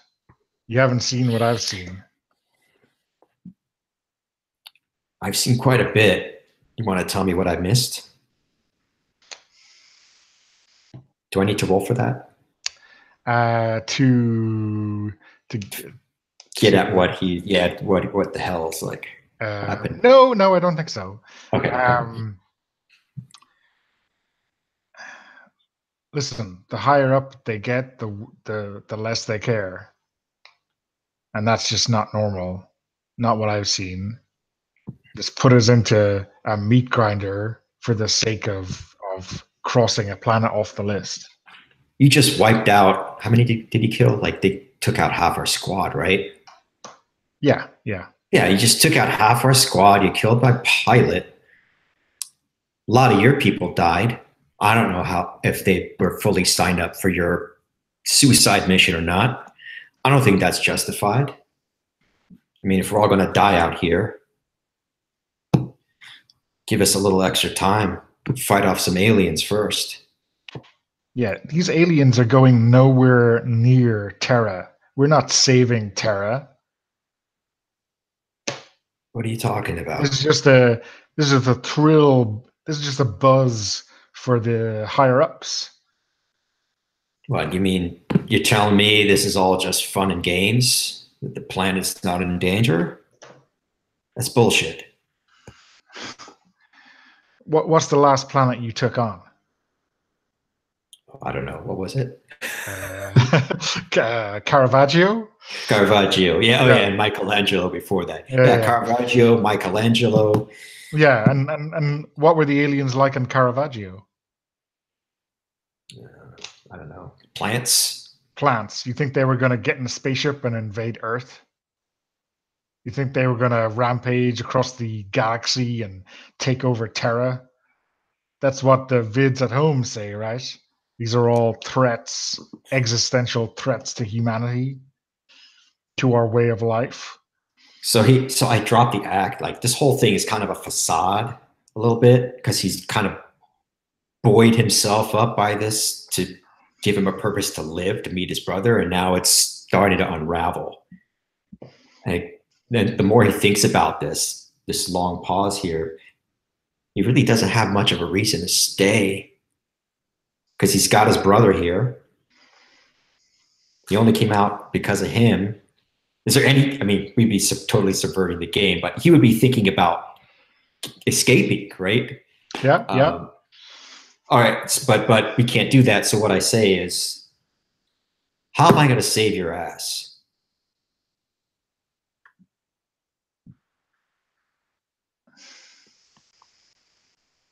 Can I do some kind of role where I get him so he's like shipped back to Earth or something, or I don't know. I'm sure there would be some kind of paperwork to secure him as a witness, or maybe to have people sign off on something to get him back. I mean, to be honest, I would say the best chance of him surviving is for anyone who already knows that he is a traitor to be killed right here, and then for him to be in your squad, right? Yeah, but that's everybody who's in this call right now. Yeah, exactly. You gotta choose between the lieutenant and the sergeant and all the other people in your platoon. Could I do something really illegal to like get him like put into like a shipment crate, or I don't know, something to get him out, and then I pay the price for that later, but it's too late. He's already been sent back, something like that. Or basically, I make myself a criminal at the end of this mission. Yeah. I mean, you can do something like that to get rid of him. Like here, how about this? Could I swap him out with an already dead soldier, and then put him into some kind of a shipment thing that's headed back for Earth, like specimen crates or something. Yeah, I mean, once he's identified as a normal trooper, there's 100 things to do to get him out. Right? Okay. So what do I need to do for this? You need to. I mean, this is a target-rich environment in terms of finding friendly dead troopers, right? Yes. There's a handful lying around the hangar. Mm-hmm. If you go down any random corridor, you're going to find someone, right? Yeah, so I'm going to switch him out. Like, he's still bound. Like, he's not going to be able to, like, because I'm worried he might go crazy. Put someone else in his place, switch up all their you know, their gear. So it's very hard to tell, and then try to put him somewhere secure to get him out. Okay.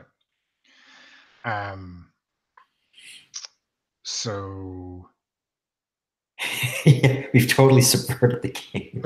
well, so I'm just thinking, like, if you can definitely do that, and we can kind of say he is somewhere waiting to get shipped out once things settle down here. Okay. But I guess you're kind of still have to trust him. You have to put him somewhere, right? And say, you stay here unless you want to babysit him and leave your squad complete their mission by themselves, you know? No, I'm not going to do that. I'm just going to say my goodbyes, and that's it. Okay, so he's in some random trooper's gear, and he's like basically in a storage closet till you come back for him. Yeah, and I think my parting words to him are, I believe you, but there's nothing they're going to do for you. Take your message back to Earth. You could do more good with it there than you can out here. Cool. See you, bro. I guess he's not surprised that his message has hit the least gung-ho member of the family, right? So it's probably not a huge dawning realization that you're on the same side as him. Easy sell. Yeah. Okay, so let's go back on mission. For dominance, taking out securing rather this weapons battery. Who's gonna roll? Yeah, Okay. I think, yeah, I'll go for it. We know the professor's always going to be on this roll. Yeah. The last ambush was just pretty horrible. So it's really up to you, Cable. You're rolling, Christine, yeah? Yeah. You think I should? No, but I'm asking. I'm not asking you, Donna. Oh. I'm talking to the squad, not to the GM. But before we roll, before we roll, that armor, like repairing the armor, is that after we do this or before? If we wanted to do that. So I think to like give it some teeth, I'm gonna say that it'll be a non-combat action in the middle of the encounter to get a new suit of armor, right? Okay. If that makes sense. Yeah. I'm going to go ahead and roll this. So I think Christine is still wondering if... I'm not rolling. Just make your own decision, Cable, all right?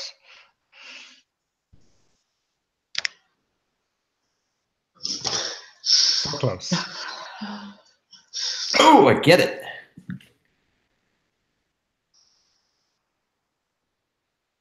Professor, you got it, right? Yeah, okay. Okay. They got a 6,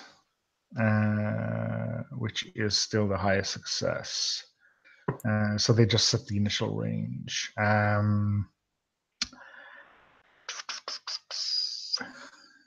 We're going to bring you in close.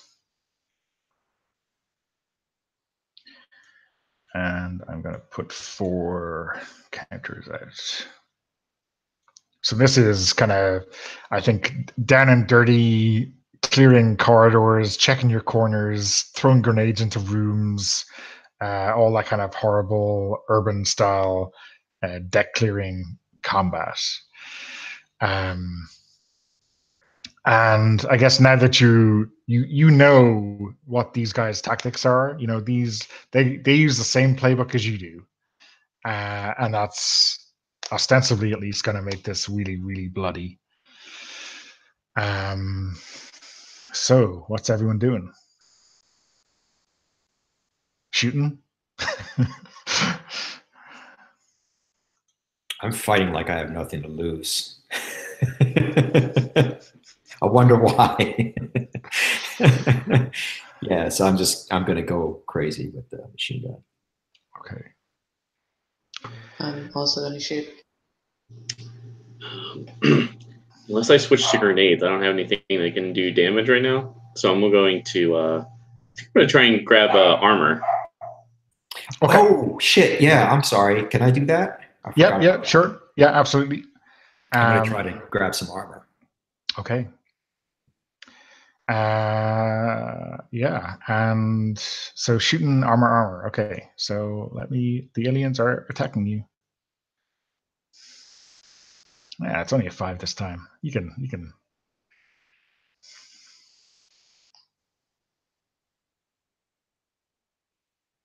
Looks like I got it. Yeah.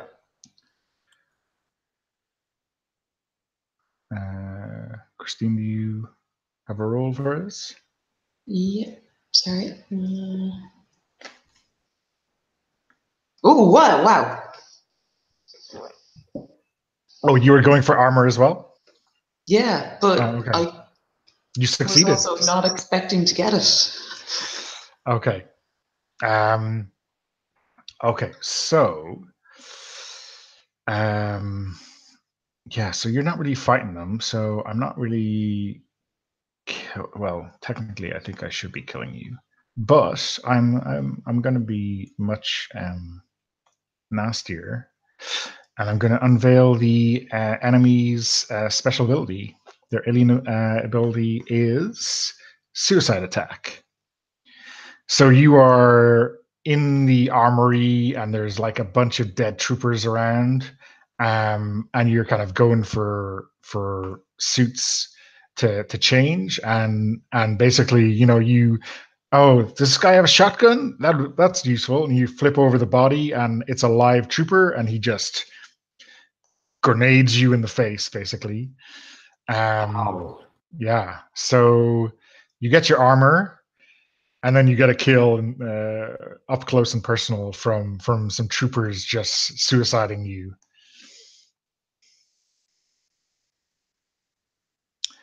And then we're fighting again, I think. So who took that kill? All of us? Everyone, yeah. So when the suicide ability means that I can basically it counts as an attack, a killing attack on a 1. Got you. So okay. I'm going to go ahead and use that armor right away then. Yeah. You just put it on top of them, right? And yeah. Okay. Cool. Yeah. Suicide attacks are horrible. Who knew? Okay. So next round of combat. I think we're gonna maybe.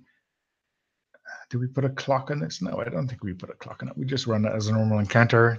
They're trying to take over. Like once they sit in the seat to take over command of the guns, it's not like they can fire straight away, and not like you just can't kick them out. So let's not put a clock on them. We'll just run it like a normal encounter. Okay. So the aliens are gonna continue to try to kill you. Does anyone have any strenuous objections? No, you're just gonna kill them right back. Okay. Yeah, I'm gonna stay at close and fire. Okay. Hopefully, get a success and change range. Yeah, I'm gonna have to change range the hard way. Okay.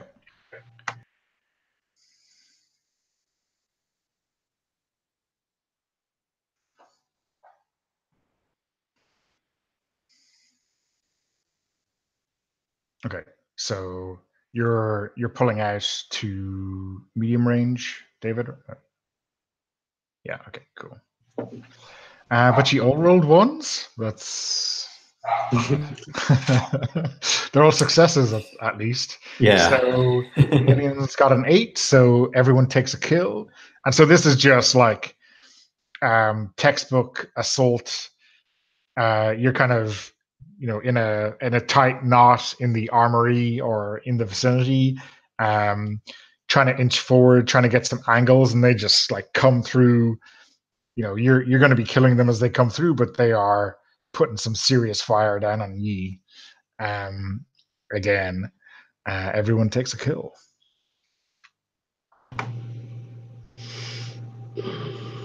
Oh man, I feel like I should probably do a weakness now. I don't think I want that kill. I got crippled now. If you have a strength, you could say you do it before the kills, right? And you just win the encounter. by being That's true. awesome. Yeah, that's actually not a bad idea since there's 4 of them here. Yeah, I mean, with the dice rolls up, you're clearing 2 of them.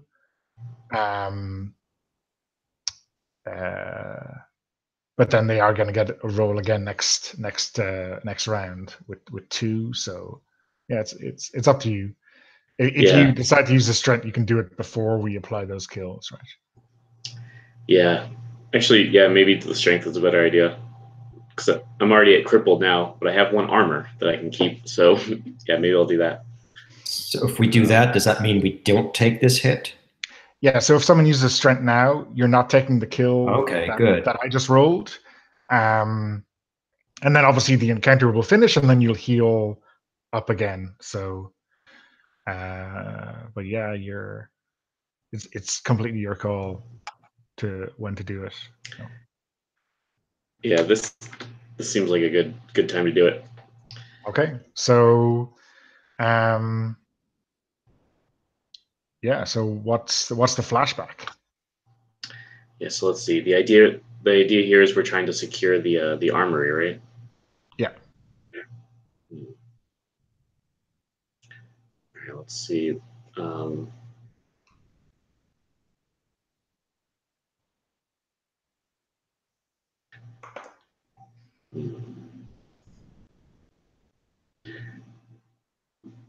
Oh, maybe there's a. Okay, here we go. So maybe. So I think I was saying before in my last flashback, the professor's dad was an actual like military academy person or something.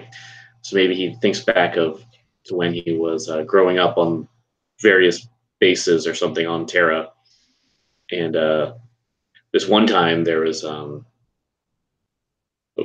course, since Professor is just who knows what's going on in his mind. He was playing with matches or something as a child, and caught like a random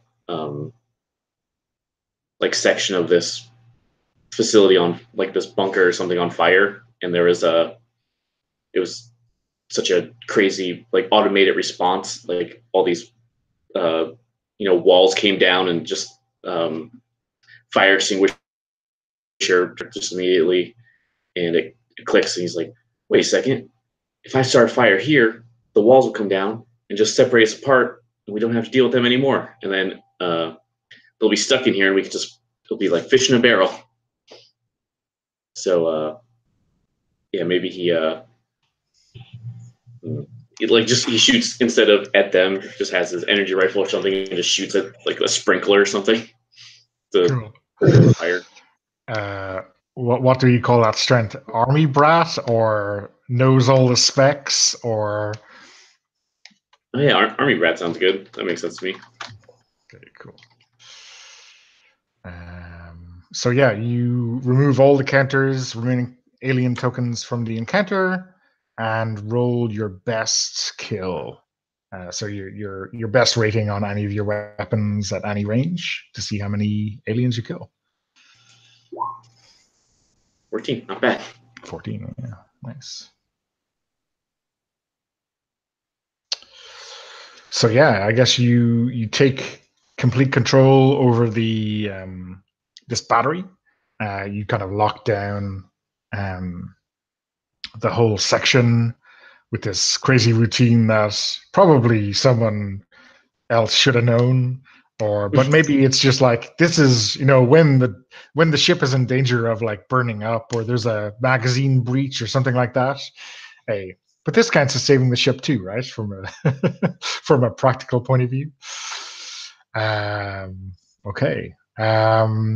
Yeah, so there's like a bunch of normal naval officers here. There's probably a couple of troopers lying around the place who are just on security detail or probably were on medical leave or something like that, who were just grabbed whatever they could to run a last ditch defense.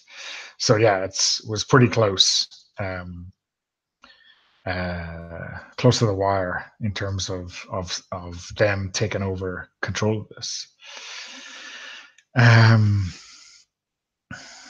Yeah, so let's see what is the next step. Oh yeah, okay. You you get a call from Captain Finnegan of the 17th Special Studies Group. They've taken a couple of captives and have done a study, and basically he thinks that certainly the 316 people have got infected by some kind of moldy spore thing from on Caravaggio that that actually has started to change their brain chemistry and make them susceptible to outside interference or whatever. Maybe that's what has happened with the 229 people as well, but he doesn't know. But they have a counter agent that's kind of based on the terrible gut rot drink that they were giving you out after the last planet. But it's it's a long shot, but it's the best shot that you have. And basically, he needs to feed it into the ventilation systems on board the ship. To try to affect and reverse the course of this brain, whatever he calls it. So he just needs the right kind of squad to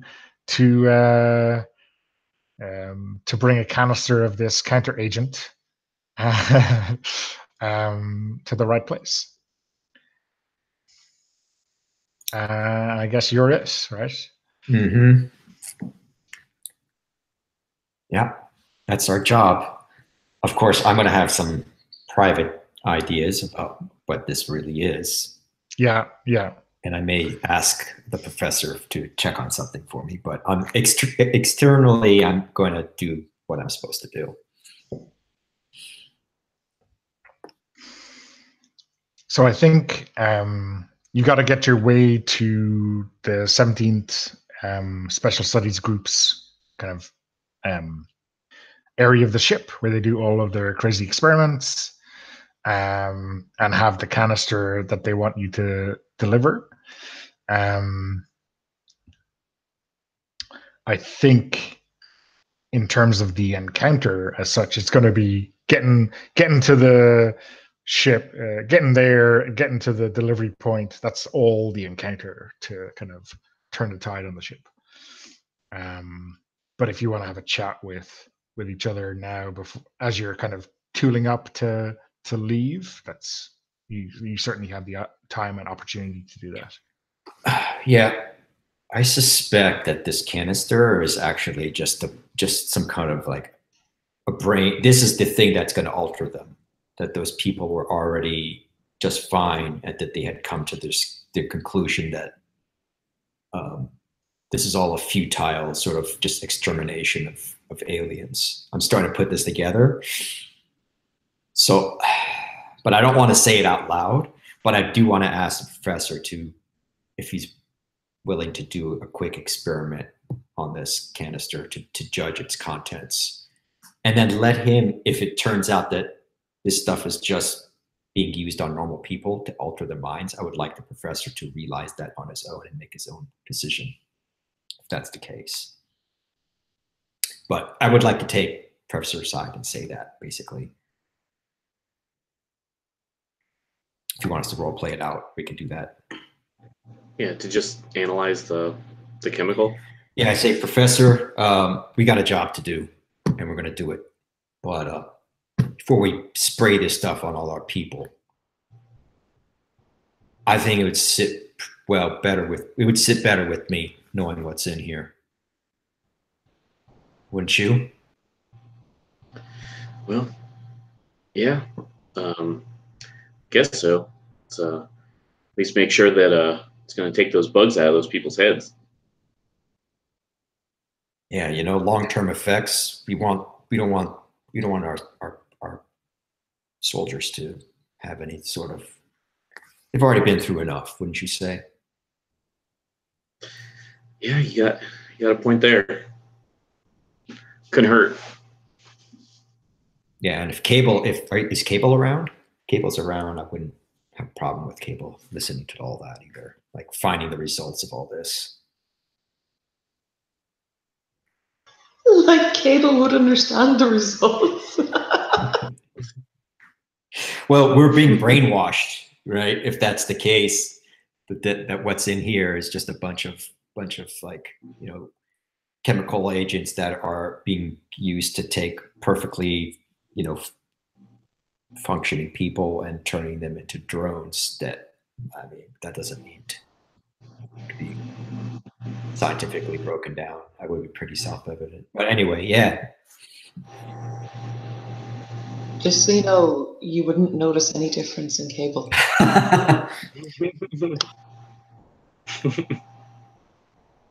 So what do we need to do for this? So I think you need to test the special gas, right? That's going to be spread in the ship. So that has to happen halfway through the encounter. Okay. After one combat round, when you get to the 17th Special Studies Group. Okay. So it's like Professor would do an NFA roll or something. Yeah. I think that's the way to go. Do you want to just? I can like suggest it, but it's going to be your call, David. Yeah. Try that out. Oh, maybe we have to like make it to the lab or something to do the test. Yeah. You need to get a sample, I think, to properly get an idea of what it's really going to do. Mm-hmm. I don't think there's any other way of doing it. Cool. That makes sense. Okay, cool. Yeah, so Professor's just like, well, if you think so, Sarge, I ain't gonna argue with you. You know, if it turns out to be bad, then you know we're gonna lose a lot of men. So that makes sense. Okay, so in this Cable's following orders. from who? Your sergeant? The sergeant is dealing with it in the way that he thinks fit, which came down from his big brother. Yeah, chain of command. Yeah, his chain big of brother, command. His murderous older brother. It's breaking every rule. As far as I'm concerned, it's chain of command. Yeah. Okay, cool. So so let's roll for dominance. Who's getting involved this time? Same as the last time. It's all on Christine. You're in and out. I should just go straight to you and ask, what are you doing this time, Cable?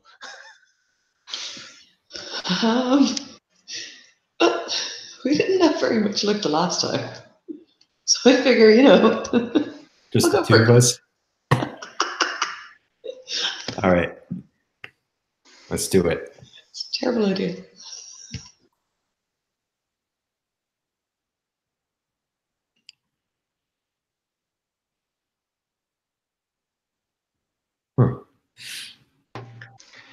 Well, he saved a Sarge. Yeah, that was close. The alien's got an 8, you got a 4. I'm gonna set the range at far. I hate troopers, obviously. Yeah, you should do.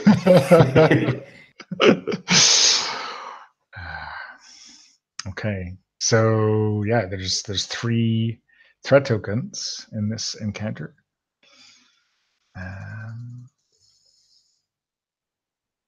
Okay, I guess, are you shooting? I guess shooting. I'm moving. Okay, yeah, I'm gonna move. Okay. Christine, Cable is shooting. Yeah. Okay. And David, what is the Professor doing? Yeah, I guess I'm gonna light them up. Sweet right? Rocket launcher is still going. Yeah. Yeah. Try to secure the area, I guess.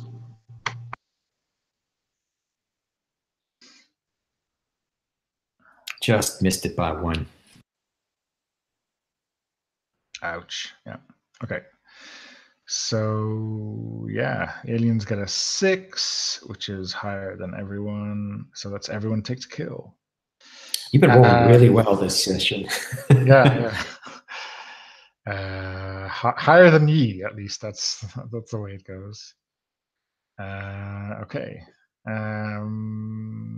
Yeah. So you know, this trip, this first kind of leg of the trip is tough. There's like every time you come across a corner, you're taking shots, and sometimes you're not sure if these are friendly fire incidents or not. You're just everyone has no clue who's who, right? And you're this lone kind of couple of squads crossing the ship.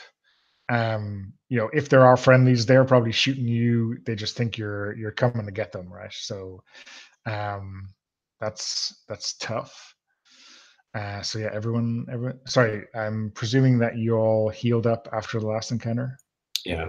Okay, cool. So everyone, yeah, takes a kill, and then I kind of cripple.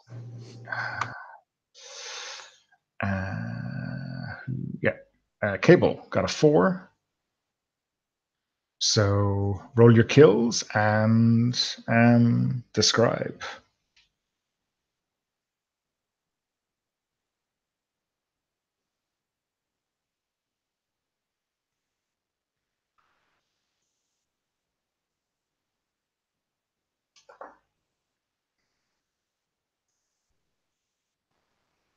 Yeah, so we're trying to deliver this package to a specific place, but we need to clear the bug-infested troopers, so we're just going to call them bugs, before we can actually get the professor to do his tests in order to make sure that he can exterminate all the bugs using this thing, which is what I had asked you to do at the very, very start of this mission.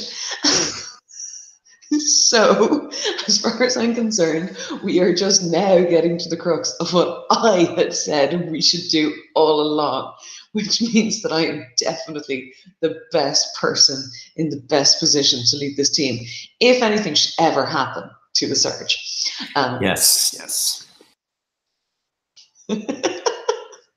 But yeah, so we're just trying to clear a path so the professor can do his thing. And that's what I'm doing, clearing a path. Yeah. So wait a minute. In Cable's mind, if the professor had done this at the very start, even before the mission, none of this would have happened. Yeah. Okay. Okay. So, and yeah, both of those rolls were failures. So that doesn't. Yeah. Okay. So yeah, next round, I think. Before that happens, you have gotten to the studies group. Captain Finnegan is there. He's really super frosty, you know, hyper vigilant. He's got a pistol out, and he is kind of looking at you very carefully as you come in. And he, I don't know, is not entirely convinced that you're friendly. But he brings you in anyway, and he kind of briefs you on the canister and where it needs to go and all that kind of stuff. And that all kind of makes sense, I guess. But now you've got to decide how you're doing the test.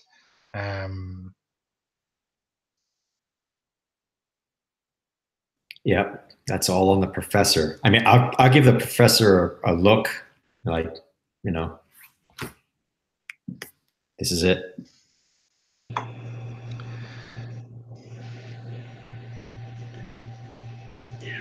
So I guess the question is, like, do you do the test here, maybe where you have a lot of the supporting documentation and all the equipment, or do you have some kind of crazy field test in mind?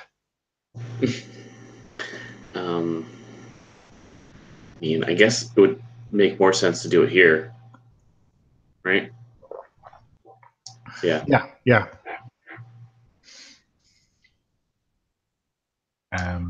So someone probably needs to run interference on Finnegan and his people, just to keep them away from the professor while he does his tests. And because I guess for them, you know, this is better off happening sooner rather than later, right? Yeah, maybe I could provide the distraction. asking a bunch of procedural questions. Yeah, yeah. Which, I mean, I guess as a sergeant, you would always be loath to have everything for a mission hang on the fate of one guy. Like, what happens if he gets a bullet? You know, you need to understand this as well, right? Yeah, maybe bring Cable in for that also. Yeah. Well, if you have to explain this to Cable, it's going to take a while. Okay, so I think that gives you free reign, David, for the professor to kind of pick this apart. So I guess the success on the NFA roll means you find out kind of exactly what this is going to do, right?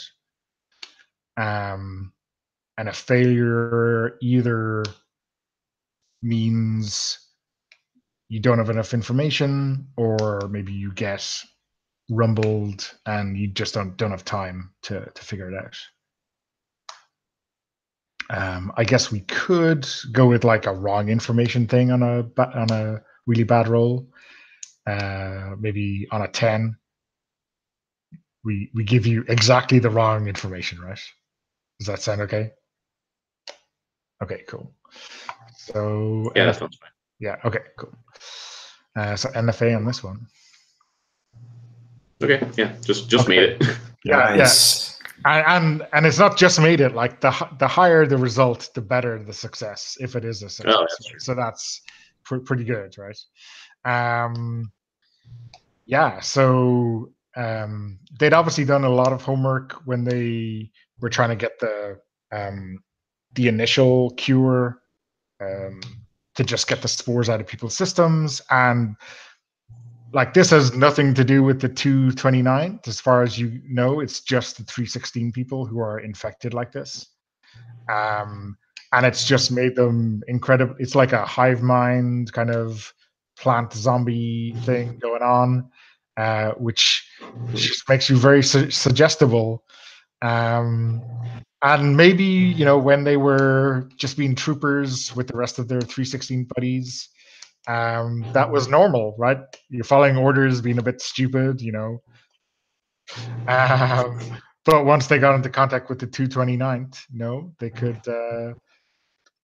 basically they started to believe what the 229th believes, right? So they were just being good soldier ants or whatever. And this stuff, I mean, yeah, you don't think it'll have any effect on the 229th? Unless they have also been similarly infected, but it'll definitely clear out the 316th people. Oh yeah. Oh, that's pretty interesting. Oh, and maybe the professor's like, oh yeah, you know what? I did say that tiramisu was the best dessert a couple weeks ago, and then the cook just started making it every day. But yeah, no, I think I might more dramatically share that with the Sarge, just like, all right, Sarge, this is a problem. These spores from Caravaggio, they brought them back, and looks like it's just anything we tell them they're going to do. But I think the real problem here is the 229th. And he just gives them like a knowing look. Like, I guess some people from there had some mixed up ideas about what we're doing here, and it kind of worked its way through the impressionable people. And, looks like this is gonna solve that problem. At least so spores. Sounds to me like the 229 drew their conclusions without the influence of spores in their system. Yeah, I guess so. Someone got some mixed up ideas, and it just all these troopers messed up on them spores. Just took a hold. Good work, Professor.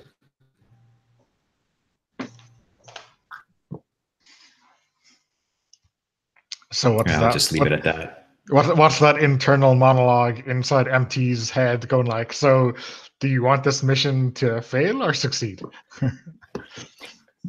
He's grown close with you know, the professor and Corporal Cable.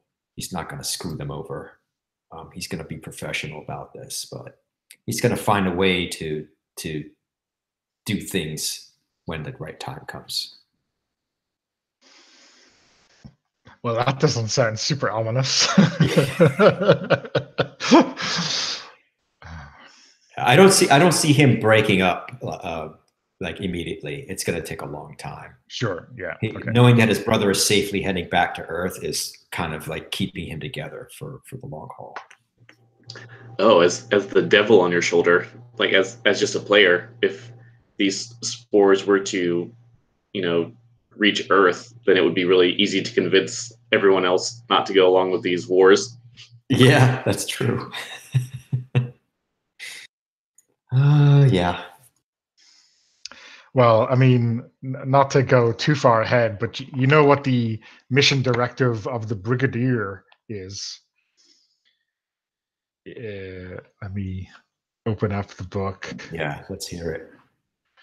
The Brigadier's mission is two missions, sorry. Kill all life in the cosmos and ensure that the Expeditionary Force does not return to Terra under any circumstances. Yeah, how fucked up is that? That's pretty fucked up. Okay, so I guess back out once more into the breach to deliver this canister to the air filtration unit, and yeah, that'll take care of a significant proportion of the traitorous troopers taking over the Atlas, right? Okay. So yeah, we've already done the dominance in the encounter, obviously. So now we just need to decide what people are doing in the next round. I will try to position myself at near again. Okay. I'm putting down suppressing fire so that the professor can place the canister at the exact optimum position. Okay. So you were paying attention in the briefing. Unless, of course, he doesn't think he can, of which point I will definitely do it. Put down suppressing fire for myself, then lay the canister, and then come back laying suppression fire for myself. Just saying. Okay. Just saying. Okay. And David, what is the professor doing? Yeah. So am I in position to set up the canister, or do I have to go to a certain place? So I think you still kind of have to fight your way to that section. I think it's up to you whether you want to do the fighting, and you could leave the canister to when you've cleared all the aliens out of the section, or you could try to insta win if you know what I mean. Okay. But there's 2 alien tokens left, right? So if there's only one person fighting, they without a strength, obviously you can't get rid of them. That makes sense. Yeah, I mean, I've got some armor. I'll try and fight then. Okay. So let's roll. Oh, here's your chance. The aliens rolled a 1. You could just go before them and.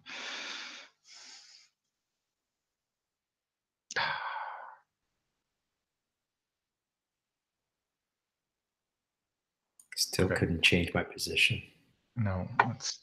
Can I use combat drugs to change my position? You can roll combat drugs to re-roll. Yeah. Oh, that's not a bad idea. I might do that. And the same thing goes for you. Yeah, you're 10, and if Christine wanted to go before the aliens, she could re-roll as well. I'm going to blow my combat drugs. That's just for me, or is the whole group? No, it's for each person individually. Can just make that decision. Do mine. Yeah, I think that's probably a good idea for me too. Oh, cool! I got it. Waste of combat drugs for me. Did you roll another one, Christine? Yes. Perfect.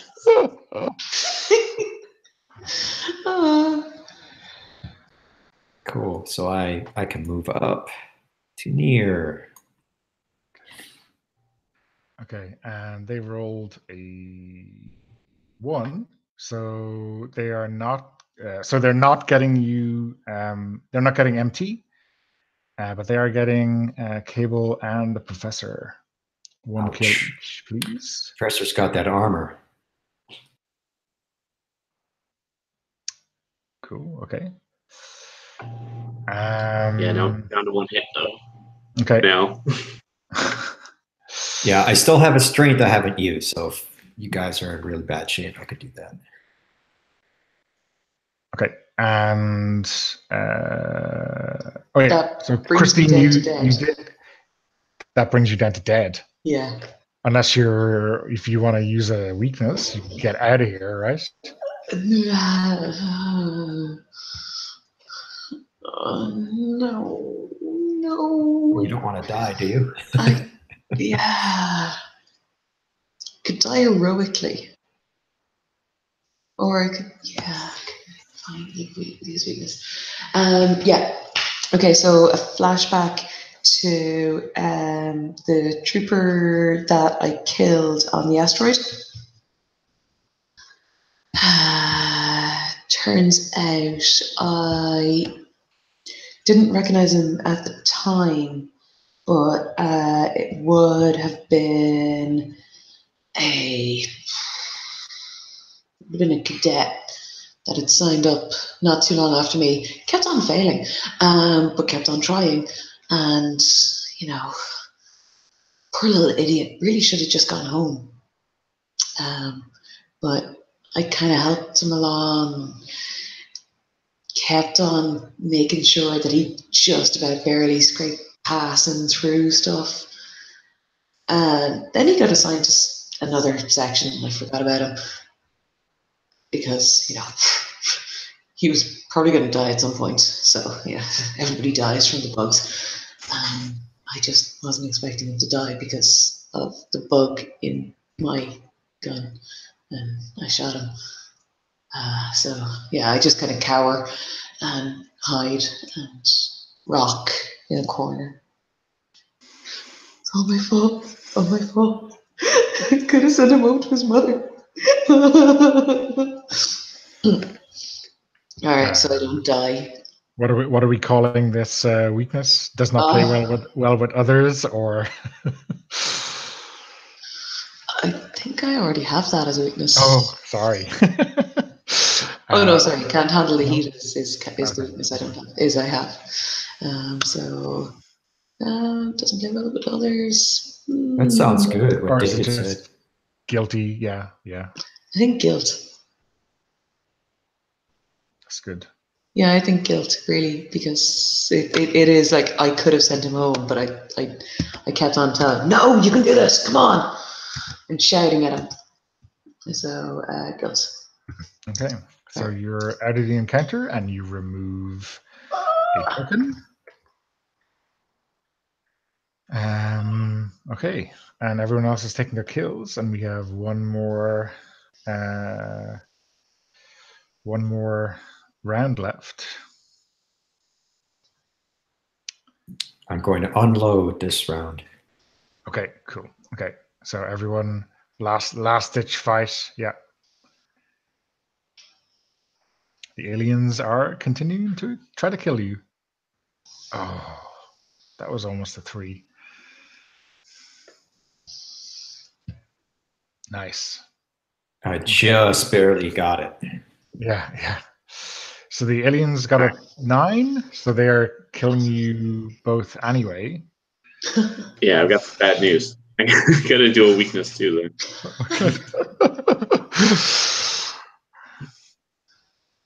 Okay, what's this flashback?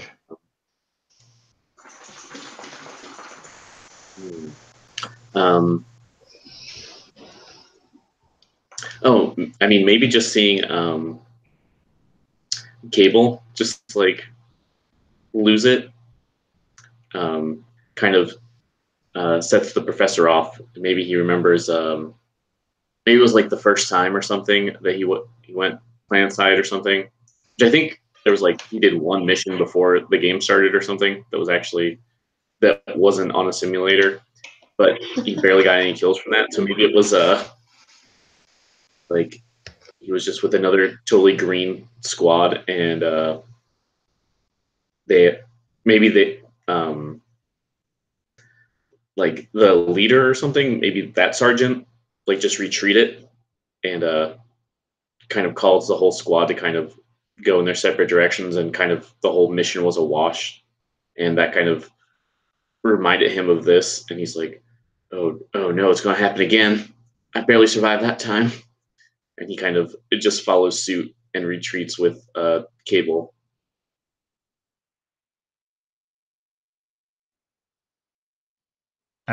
What do we call this? See, maybe oh yeah.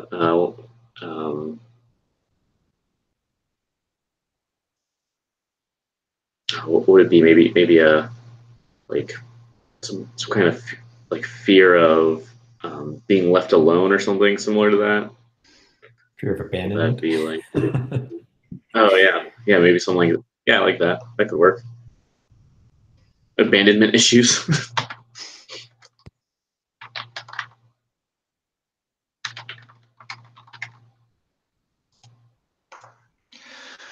Okay, so that is the end of the encounter. I think though this kind of you haven't done the actual mission, right? You're kind of cowering in the corner, separate corners, opposite corners, and the canister is left in the capable hands of Sergeant Merkin, right? So you get to make the decision whether you're going to mess this up or do it by the book.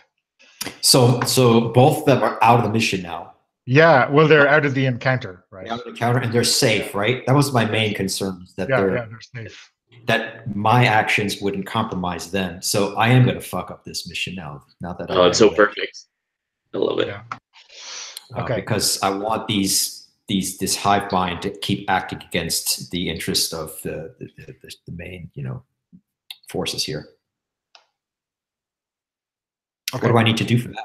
Just you're not doing it. You're messing up a connection. It's not getting into the system properly. You just whatever. You airlock the canister. Something. Yeah, it's really easy to not do something technical correctly, right? Yeah, the professor wasn't here. I didn't want to muddle this thing. So yeah. Okay. I mean, can I suggest a dramatic on-theme thing? Is you just open the canister and pour whatever is in there out, and just stuff the tiramisu in there and launch that. the remains of the tiramisu. Yeah. I don't know. It must have been a miscalculation on those eggheads. They must have done it wrong.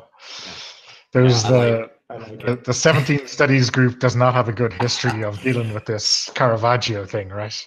So I take some tiramisu smeared wrappers that are remaining from all of us munching on this stuff and shove it in there. Yeah. Pop it in. Nice fuck you to the higher powers that be. Okay. So there's still one token left.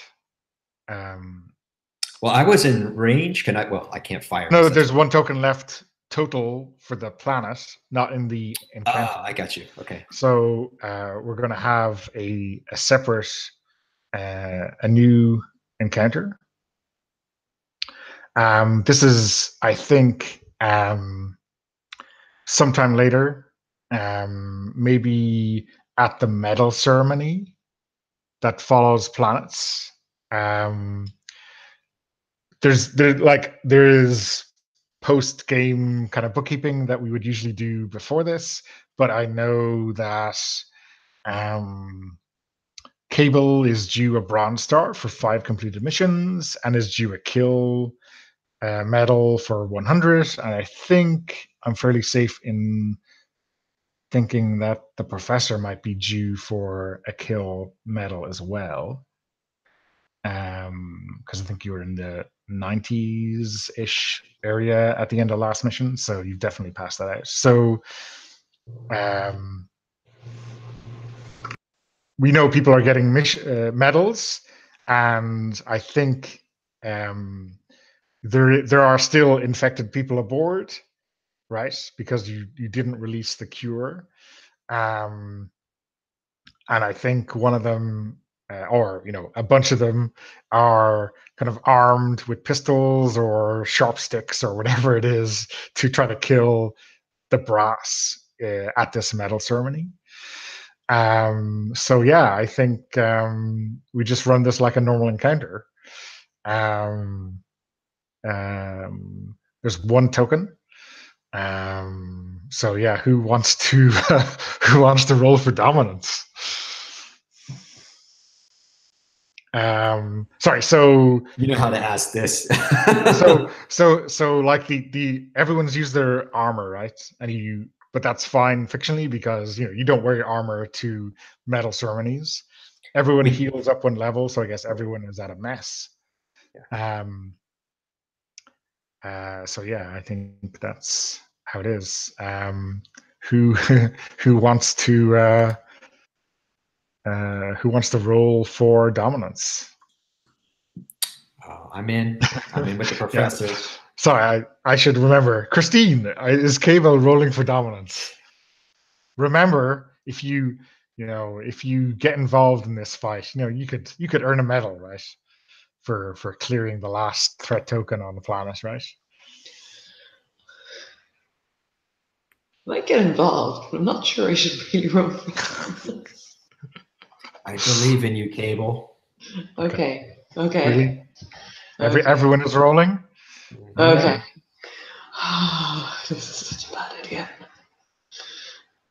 Oh, I didn't get it. David got it. Oh my goodness. Oh, Steve. Looks like Cable is not in the run on this one. Well, they rolled a 10, right? So there was no way in hell anyone was beating them. So I think it's not an ambush. It's not an ambush because one of you got a success. But I think it's, fictionally speaking, it makes most sense for it to be close.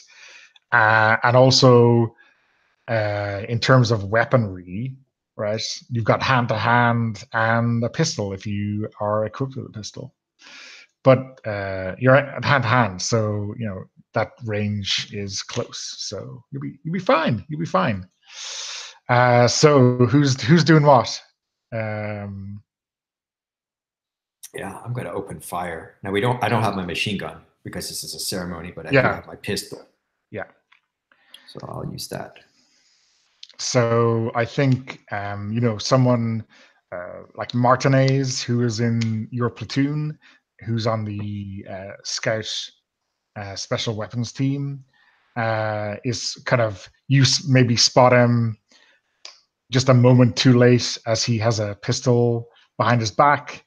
And he kind of steps out as a colonel or someone pretty high in the brass comes over to pin a medal on him, and he's going to just shoot him in the face. So I guess everyone is fighting, right? Yeah, so I only have hand-to-hand at this point, which I think kind of suits Cable a lot, which is just tackle the motherfucker. I've got a question maybe. Yeah. Can I Chekhov's gun this water balloon of chemicals and try and throw that at these people, and maybe with the intention of like ruining their weapons and maybe acid damage or something like that? Acid burn, water balloon. Yeah, maybe, but I'm kind of thinking they're up so close, possibly. Maybe get in their eyes so they can't see. Yeah, if that's too much, I'm okay with not doing that. I mean, I guess if you throw it at someone who's got a weapon drawn, maybe it misfires, right?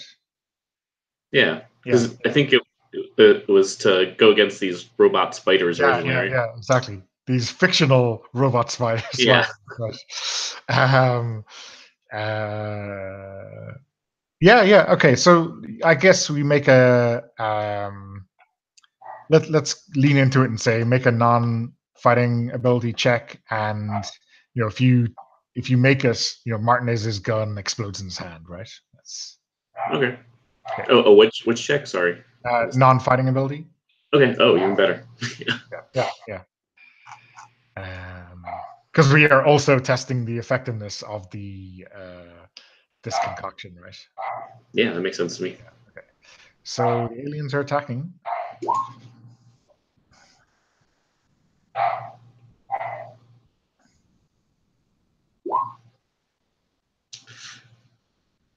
Oh, that sucks. So wait a minute. You both rolled 10s? Christine, did you roll a 10 as well? Wow. Okay. So yeah. We went from 3 1s to 3 10s, okay? Yeah, we're sticking together. Yeah. Well, no, I think the professor is saving the day, right? Professor's the outlier. What did you get? Yeah. Ooh, got a 1. Okay. A success, right? Okay. So the aliens get a 6. They inflict a kill on all of you. They kill a couple of the brass, but Martinez, who's about to shoot in the face of the Brigadier General himself, your bag hits the gun and it explodes in Martinez's face. So yeah, that's the last threat token on the planet. And So close. yeah, Nice. let's call that 1 kill. Your chemistry experiment worked. Yeah. Save the Brigadier General, right? And gets him a medal, the Crimson Sword, right? That smells like victory to me. Okay, and that's it. That's Whistler. Done and dusted. I guess we have some bookkeeping to do, right? Yeah, that was an interesting one. That was cool. Yeah, very cool.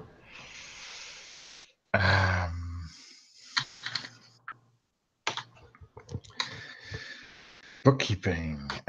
Gaining a level. Whoever has most kills in the mission, which is definitely the professor with 23. Oh, really? Yep. Surprised. Did someone get like the 17 roll? That one was really good. I did, but after that, I never got a kill. Yeah. Oh, really? Every time we would close out the mission. Yeah.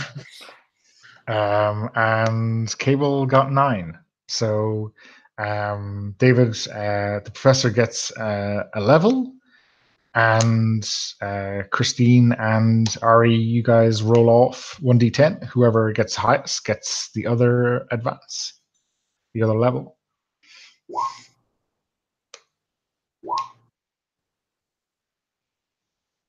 Okay. 10 is not going to be easy to beat. No. That's when you want to roll your 10s, right? Yeah. Okay, so you get the other level, Ari, for MT. Okay. So that's 1 extra point in fighting ability or non-fighting ability, and you gain 1 flashback slot. Okay. Whichever you have the most slots free for. So it'll probably. So I'm going to bump up my non-fighting to 5. And I'm going to add I was doing this wrong. Strength slot, I guess. Yeah. So that should be so my strength should read 1 and my weakness should read 0. Is that right? No. So the 0 just means not used but available, and the X means used. So you use the weakness, right? So you just put an X in the first slot. Okay. And write your note for the name of the flashback that we gave it, and then the next row down underneath the unused strength, you can put in another 0 or another O, just to say that you still. Oh, I see. Okay, I see. Okay. Because you got like a total of 9 10 slots that you can eventually have. I see. Okay. Everyone heals all their wounds, and then you have development. So this is the same as always. You get to improve one weapon at one range by 1, if it hasn't already been improved by 2. So that's a 0 becomes a 1 becomes a d6, a d6 becomes a d10, a d10 becomes 2d6, and then it goes 2d10, 3d10, d100. So I'm sorry, 1d6 becomes a 2d6? 1d6 becomes 1d10. 1d10. Yeah. Okay.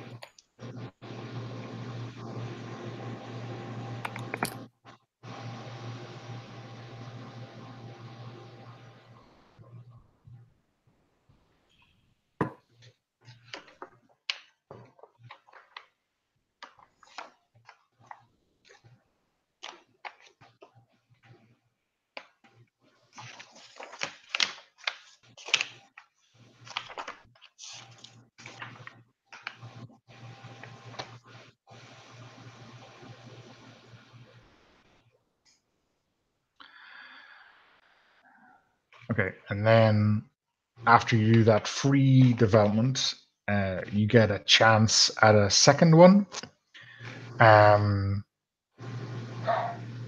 So the things you can do with the second one are you can improve a different weapon in the same way. You can try to acquire a new weapon, or if you use a strength, you can go for a increase in rank. If you use the weakness, there's basically your development slot means that you can be demoted. So I use the weakness. Yeah. So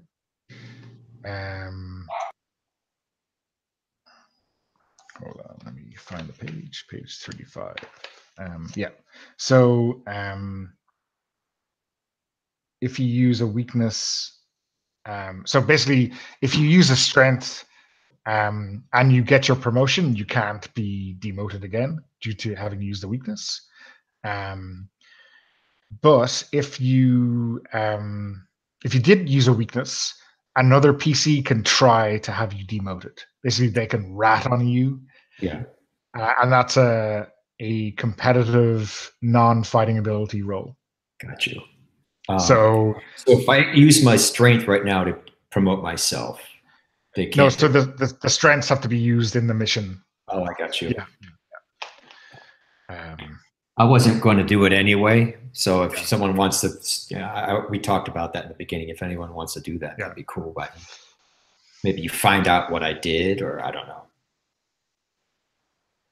I kind of feel like all of us used a weakness in this game, and I'm reluctant to do anything to anyone. To be the first one to kick. Well, I think we should get all the development roles out of the way, and if the professor is promoted, then he's safe and he can kick with impunity, and he's the best. He's the best one to do it because his non-fighting ability is 7. Or have you upped that as well?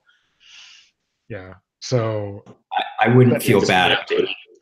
I mean, it's completely the game, right? Is that you get promoted and then you pull up the ladder and start ratting out your comrades. Pulling up the ladder, I like that. Okay, so let's do the normal. I guess if everyone is happy with the first weapons increase, then people can roll NFA to do another development, and you can roll and then decide. You don't need. What are we rolling? Non-fighting. Non-fighting to get a second improvement. No, I didn't. And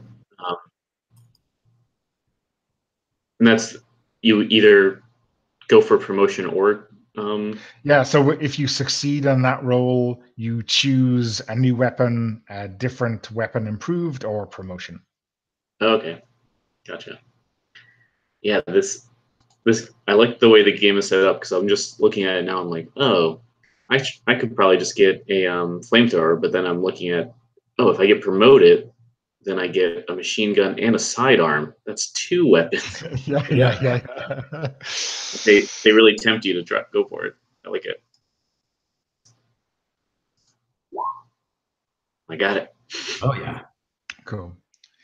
So, yeah, I'm aware that we've kind of run over a little bit, but yeah, I guess hey, you saved the Brigadier General, you got shiny new medals, and you've been promoted, right? I mean, it's it was probably a very easy decision to whatever officer was signing off on it. It was like, I cannot deny the man who just saved my boss's life.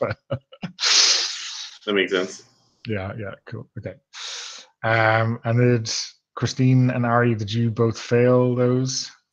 I failed. Okay. Womp womp. Okay, so here's the $1 million question. Are you gonna,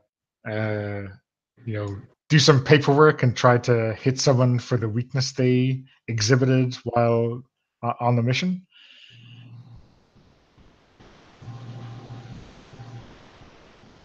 Oh,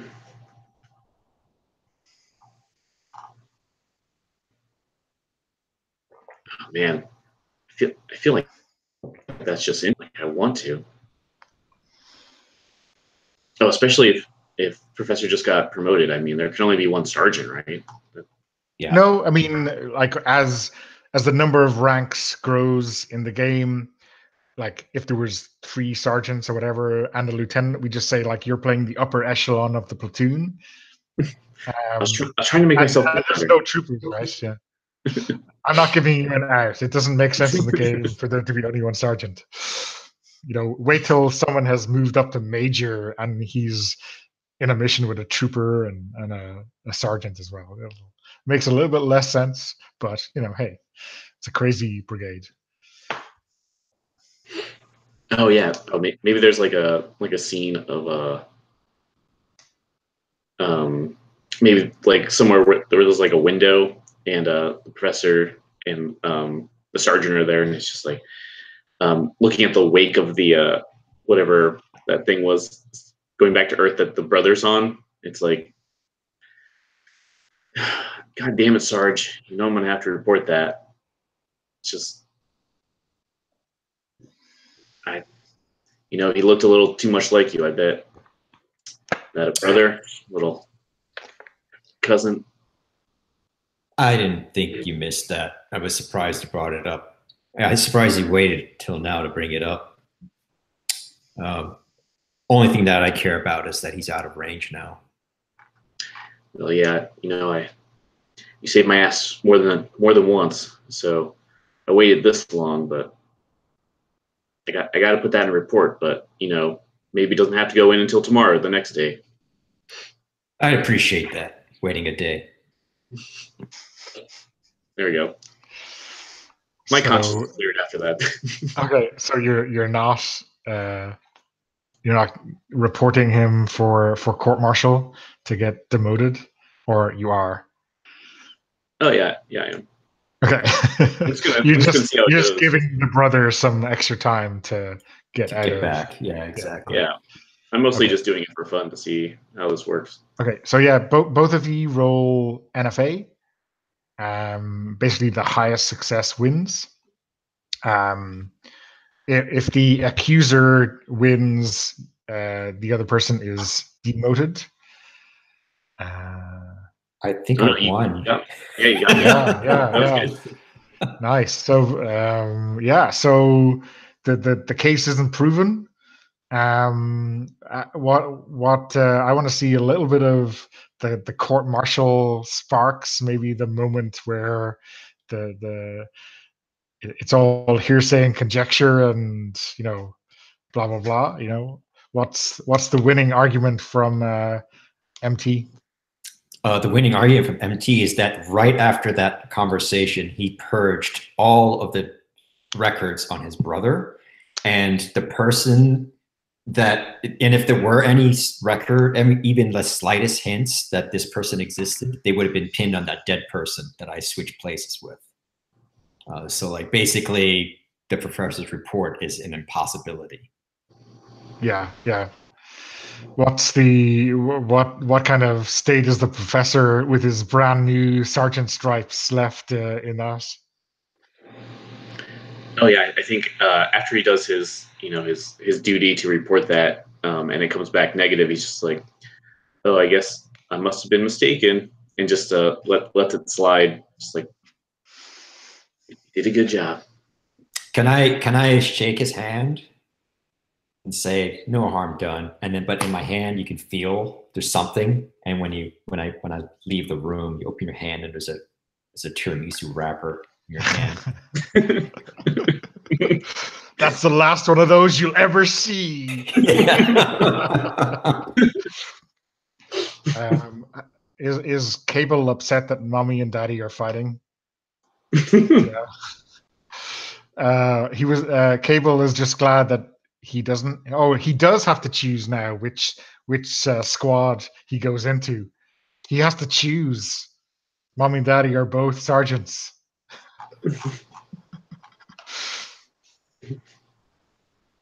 Eeny, meeny, miny. I'm gonna roll a dice. You could go with third squad. You can go with Sergeant Souza, you know. Yeah, I could totally take Sergeant Souza's spot and no one would even notice.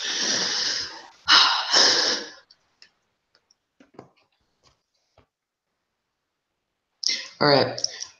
Yeah. I am still going to roll a dice. It is going to be 1 to 3. I stay in first squad. 4 to 6. Second squad, which would be the profs, I presume, at that point. And then third squad is 7 to 10. Right, that is the worst way possible to decide this. 7 to 10. The Bye, third guys. squad.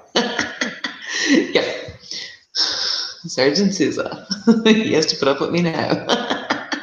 So it's a very awkward mess table for the platoon from here on out, right? There's a lot of bad blood.